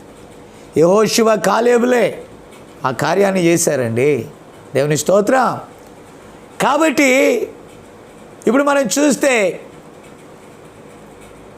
ఎఫెసు నుండి లౌదికీయ వరకు ఈ 7 సంఘకాలాలు దాటుకొని వచ్చేస్తాం. ఇక మన ప్రవక్త చెప్పిన మాటే నేను చెప్తున్నా. ఈయన అంతా తెచ్చి ఎవరికి అప్పగించలేడంటే పరిశుద్ధాత్మకు అప్పగించాడండి. వధువుని ఎవరికి అప్పగించాడు? పరిశుద్ధాత్మకు అప్పగించాడు. ఇప్పుడు తలరాయి ఎవరు? మన ప్రభువే. ప్రేమ, ఏ ప్రేమతో మనను ఏర్పాటు చేసుకున్నాడో ఆయన సంకల్పం, ఏ ప్రేమతో ఆయన మనల్ని కొన్నాడో, ఏ ప్రేమతో తన వధువుగా ఆయన నిశ్చితార్థం చేసుకున్నాడో, ఈ వధువు ప్రేమలోనికి దాటి వెళ్ళాలి. దేవునికి స్తోత్రం కలుగును గాక. కాబట్టి ఆ ప్రవక్త అక్కడ యోహానుకు చెప్తున్నాడు. యోహాన్ అంటే వధువుకి. వధువుని ఎక్కడికి చేర్చాలో ఆ మొత్తం విషయం యోహానులో ఉంది. దేవుని స్తోత్రం కలుగును గాక. యోహానుకి చెప్పాడు. హల్లెలూయా. ఏమని చెప్పాడు? ఇదిగో రాజులను గూర్చి, అధికారులను గూర్చి, చూసారా, మరలా ప్రవచింప నగత్యము. వధువు తీర్పు తీర్చాల, జరగబోయే చెప్పాలా. నాకంటే గొప్ప కార్యాలు ఇప్పటి వరకు ఏది ఆగిందో దానికంటే గొప్ప కార్యాలు ఇప్పుడు బయలు చేయటానికి, ఓ వధువా నీవు ఆ స్థానంలో ఉన్నావు, జాగ్రత్త. ఈరోజు యోహానుగా నువ్వు ఉన్నావు. నీలో సమస్తము దాగి ఉంది. అది ప్రవచనాత్మకమైన ముగింపు.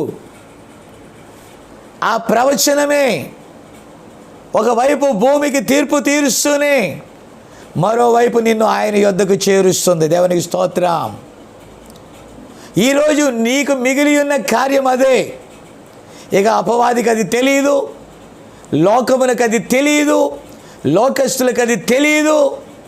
ఈరోజు నీకే అది తెలియబడవలసి ఉన్నది.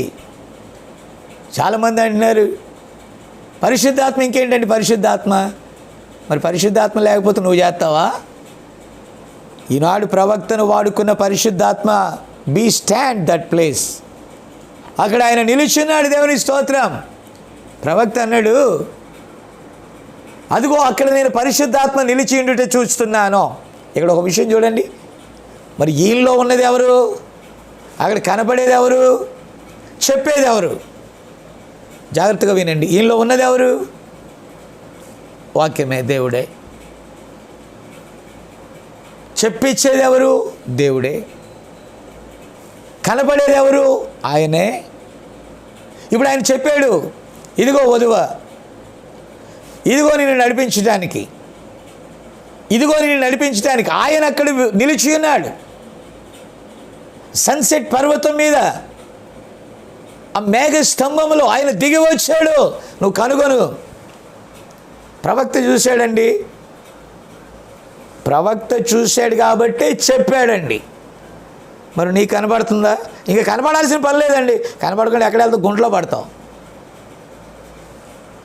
ఏ ఆత్మ అయితే దాన్ని బయలుపరిచిందో అదే ఆత్మ నిన్ను రూపాంతరపరచాలి. ఆమేన్. ఒక ముక్క చెప్పనా? Praise the lord. అపోస్తలుడైన పౌలు గారు తెస్సలోనికలకు రాసినటువంటి పత్రికలో ఒక మాట మీతో చెప్పేసి నేను క్లోజ్ చేస్తాను. చాలా సమయం అయింది. మంచిది ప్రియులారా, మనుషులందరూ అబద్ధికులే, వాక్యం సత్యం. కాబట్టి ఇక్కడ అంటున్నాడు, మొదటి దశ 4వ అధ్యాయం 16 నుంచి చదువుతాను. ఆర్భాటముతోనూ ప్రధాన దూత శబ్దముతోనూ దేవుని బోరతోనూ పరలోకము నుండి ప్రభువు దిగి వచ్చును. క్రీస్తునందుండి, ఓకే, వాళ్ళ పని, వాళ్ళ వర్క్ డన్. వాళ్ళ ప్రయాసలు మానేరు, వారు విశ్రాంతిలో ఉన్నారు, పరదైసులో ఉన్నారు. గుడ్. వారు మొదట లేస్తారండి. అంటే వాళ్ళకి ఎప్పుడు వెళ్ళాలో వాళ్ళ నిర్ణయం వాళ్ళ చిప్లో దేవుడు పెట్టాడు. అదంతే.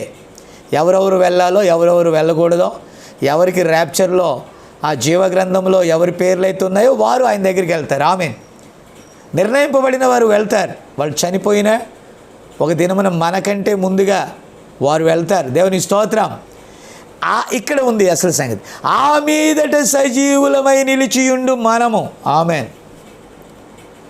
వారితో కూడా వారు వెళ్తున్నారా?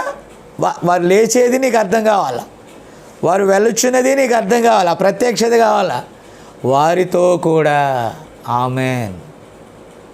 వారితో కూడా. హల్లెలూయా.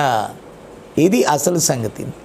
నాకంటే గొప్ప కార్యాలు దేవుడు ఎఫెస్ కంటే స్ముర్ణ కంటే తుయితయారు, ఇలాగూ లౌదికే వచ్చేలోకి వావ్ మొత్తం కంప్లీట్ చేశాడు ఆయన.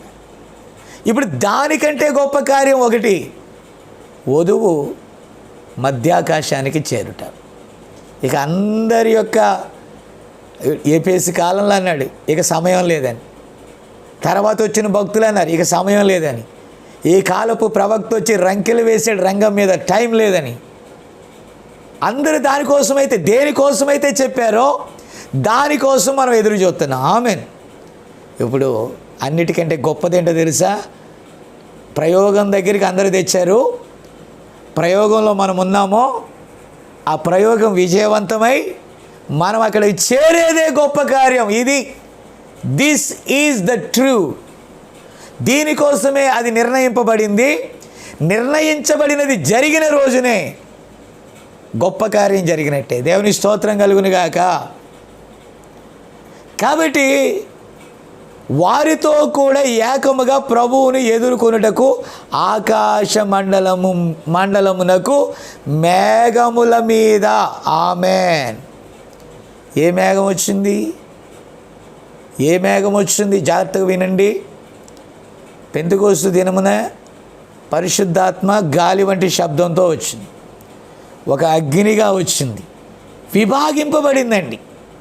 విన్నారా విన్నారా విన్నారా? విభాగింపబడి అందరి మీద వ్రాలింది. ఇప్పుడు బ్రహ్నాం గారి కోసం మేఘం వచ్చింది, మరి నీకోసం. ఆమేన్. మరి నీకోసం ఆయన చూసిందేదో నువ్వు చూడాల, ఆయన చూసిందేదో నువ్వు చూడాల. అదిగో అంటే అక్కడ చూడాలా. పర్వాలేదులేండి, కనపడినా కనపడకపోయినా ఏమన్నా అనుకుంటారు, నమ్మేశాను. No no no no no no, నువ్వు నమ్మాలి. దేవుని స్తోత్రం. ఎలా? నీ 6వ ఇంద్రియం రన్నింగ్లోకి రావాలి. దేవుని స్తోత్రం కలుగును గాక. కాబట్టి ఇక్కడ ఏం జరుగుతుందంటే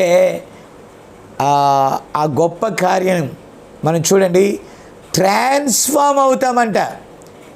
మనము ఆయనను ఎదుర్కొనుటకు ఆకాశ మండలమునకు మేఘముల యందు. ఎస్, కొందరు అక్కడ ఉంటారు, వారి దగ్గరికి మేఘం వస్తుంది. మేఘం అంటే ఆయన యొక్క పిలుపు, ఆయన యొక్క నీకోసం ఆయన ఏదైతే దాచి ఉంచాడో అది అక్కడ నిలబడుతుంది. హనోకు వలె ఆ అడుగు జాడలు నువ్వు చూస్తావు కనుక చక్కగా అక్కడికి వెళ్తావు. ఇంకెంతకంటే మర్మయుక్తంగా ఉన్నదాన్ని నేను చెప్పలేను. కాబట్టి ఆ ప్రత్యక్షత నిన్ను అక్కడికి తీసుకెళ్తుంది. ఇంకంతకంటే ఎవరు తీసుకెళ్ళారు హనోకుని? ఏ గైడ్ తీసుకెళ్ళింది హనోకుని? ఏ బైబిల్ తీసుకెళ్ళింది హనోకుని? హనోకు యొక్క ప్రత్యక్షతే, ర్యాప్చర్ హనోకుతో ముడిపడి ఉంది. దేవుని స్తోత్రం కలుగును గాక. పరిశుద్ధాత్మను నమ్మకపోతే, ఆశ్చర్యకార్యాలు నమ్మకపోతే మరి ఆ మేఘస్తంభం నీకెలా కనబడుద్ది? అగ్నిస్తంభం నీకెలా కనబడుద్ది? ఆ వాక్యమే దానిని చూచినట్టుగా నిన్ను రూపాంతరపరుస్తుంది. దేవునికి స్తోత్రం. కాబట్టి బైబిల్ చెప్తుంది, మనము కనురెప్పపాటులో, ప్రైజ్ ద లార్డ్, పౌలు గారు చెప్తాడు, మనమంట కనురెప్పపాటులో రూపాంతరం చెందుతామంట. దేవునికి స్తోత్రం. చూడండి, ఇది కూడా ఒక మాట. 1 కొరింథీ 15వ అధ్యాయం 51 నుంచి నేను చదువుతాను. ఇదిగో మీకు ఒక మర్మము తెలుపుచున్నాను. హల్లెలూయా. ఇదిగో మనమందరము నిద్రించము కానీ, ఆమేన్, నిద్రించము కానీ నిమిషములో ఒక రెప్పపాటున కడబూర మ్రోగగానే మనమందరము మార్పు చెందుదుమో. ఆమేన్, హల్లెలూయా. ఈ రక్తమాంసములు దేవుని వాక్యము చేత విత్తబడి ఆయన స్వరము వినగానే ట్రాన్స్ఫామ్ అవుతాయంట. దేవునికి స్తోత్రం. ఈ క్షయమైన శరీరము అక్షయతను ధరించుకొని, గమనించారా, మత్స్యమైన ఈ శరీరము అమర్త్యతను ధరించుకొనవలసి ఉన్నది. అంటే కనురెప్పపాటులో, ఆమేన్, అలాగనే మనం వెళ్ళిపోతామండి. హల్లెలూయా. అది గొప్ప కార్యాలు, అదే లాస్ట్ సంభవం, అదే అత్యుత్తమమైన కార్యం. అయితే నేను ట్రాన్స్ఫార్మ్ చేసేది మహిమ, అధిక మహిమ, అత్యధిక మహిమ. దేవుని స్తోత్రం. ఇప్పుడు లాస్ట్ అండ్ ఫైనల్ మనము ఎలా రావాలంటే క్రీస్తు స్వరూపములోనికి వచ్చేయాలండి. అంటే ఈ వధువు సంపూర్ణంగా వాక్య వధువు అయిపోవాలి. అందుకని ఆయన స్వరము పూర్తిగా నమ్మగలిగిన స్థానానికి వచ్చినప్పుడు ఆయన స్వరం వింటుంది. బుద్ధి లేని కన్యకల్లా కాదు, బుద్ధిగల కన్యకల వలె ఆయన స్వరం వింటారు. ఆ గొప్ప సంభవంలో, ఆ గొప్ప విందులో, ఆ గొప్ప మధ్యాకాశానికి ఎత్తబడతారు. హల్లెలూయా. నాకంటే గొప్ప కార్యాలంటే ఇదే గొప్ప కార్యం, జరగవలసిన గొప్ప కార్యం ఇదే. ఫైనల్లీ దానికోసం మనం వేచి ఉందాం.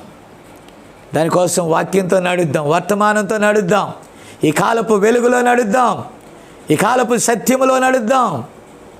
అప్పుడు మనం రూపాంతరపరచబడతాం, ప్రభుతో కూడా యుగయుగాలు ఉంటాం. ఇది నిజమండి. నీ శరీరం అబద్ధమని చెప్పుద్ది, కానీ ఇది నిజం. నమ్ముట నీ వలనైతే నమ్మువానికి సమస్తం సాధ్యం. ఆఫ్టర్ ఆల్ అద్భుతాలే కాదు, సూచక్రియలే కాదు, దెయ్యాలను వెళ్ళగొట్టడమే కాదు, ఏదేదో చేయటమే కాదు, మనము మన ప్రియునితో కూడా కలిసి ఉండే సంభవమే అత్యుత్తమమైన కార్యం. ఈరోజు అదే స్థలంలో మనమున్నాం. అట్టి కృప, అట్టి గొప్ప ధన్యత మన ప్రభువు మనందరికీ అనుగ్రహించునుగాక. షల్ వి ప్రే. ప్రార్థన చేద్దాం. ప్రేమగల మా తండ్రి, పరిశుద్ధుడైన దేవానికి వందనాలు, స్తోత్రాలు నాయనా. ఈ సందర్భంలో నాయన కొందరి విజ్ఞాపన మేరకు నాయన మేము వినుటకు, మేము కూడుకొనటానికి ఒక అంశమును సిద్ధపరచమని అడిగారు. నేను కాదు కానీ నీ ఆత్మ ద్వారా వారి మనవి ఆలకించి ఇలాగును సిద్ధపరిచినందుకు నీకు స్తోత్రాలు. ఈ అంశము నీ బిడల హృదయాలలో నిలిచి నీ రాకడకు సంసిద్ధపరిచే కృప దయచేయి.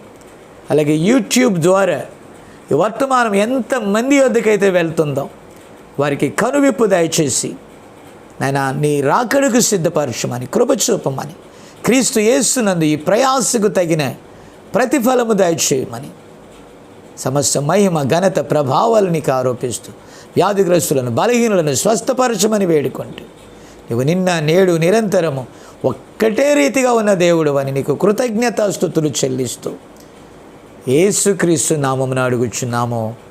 Amen, amen, amen. God bless you all. మీ ప్రార్థన అవసరతల కొరకు సంప్రదించవలసిన మా చిరునామా బ్రదర్ కె జాన్ గారు, ఇవాంజలిస్ట్, ఆకివీడు, పశ్చిమ గోదావరి జిల్లా, ఆంధ్రప్రదేశ్. Pin code 534235. మా సెల్ నంబర్స్ 9010319843 మరి ఒక నెంబర్ 9491001743.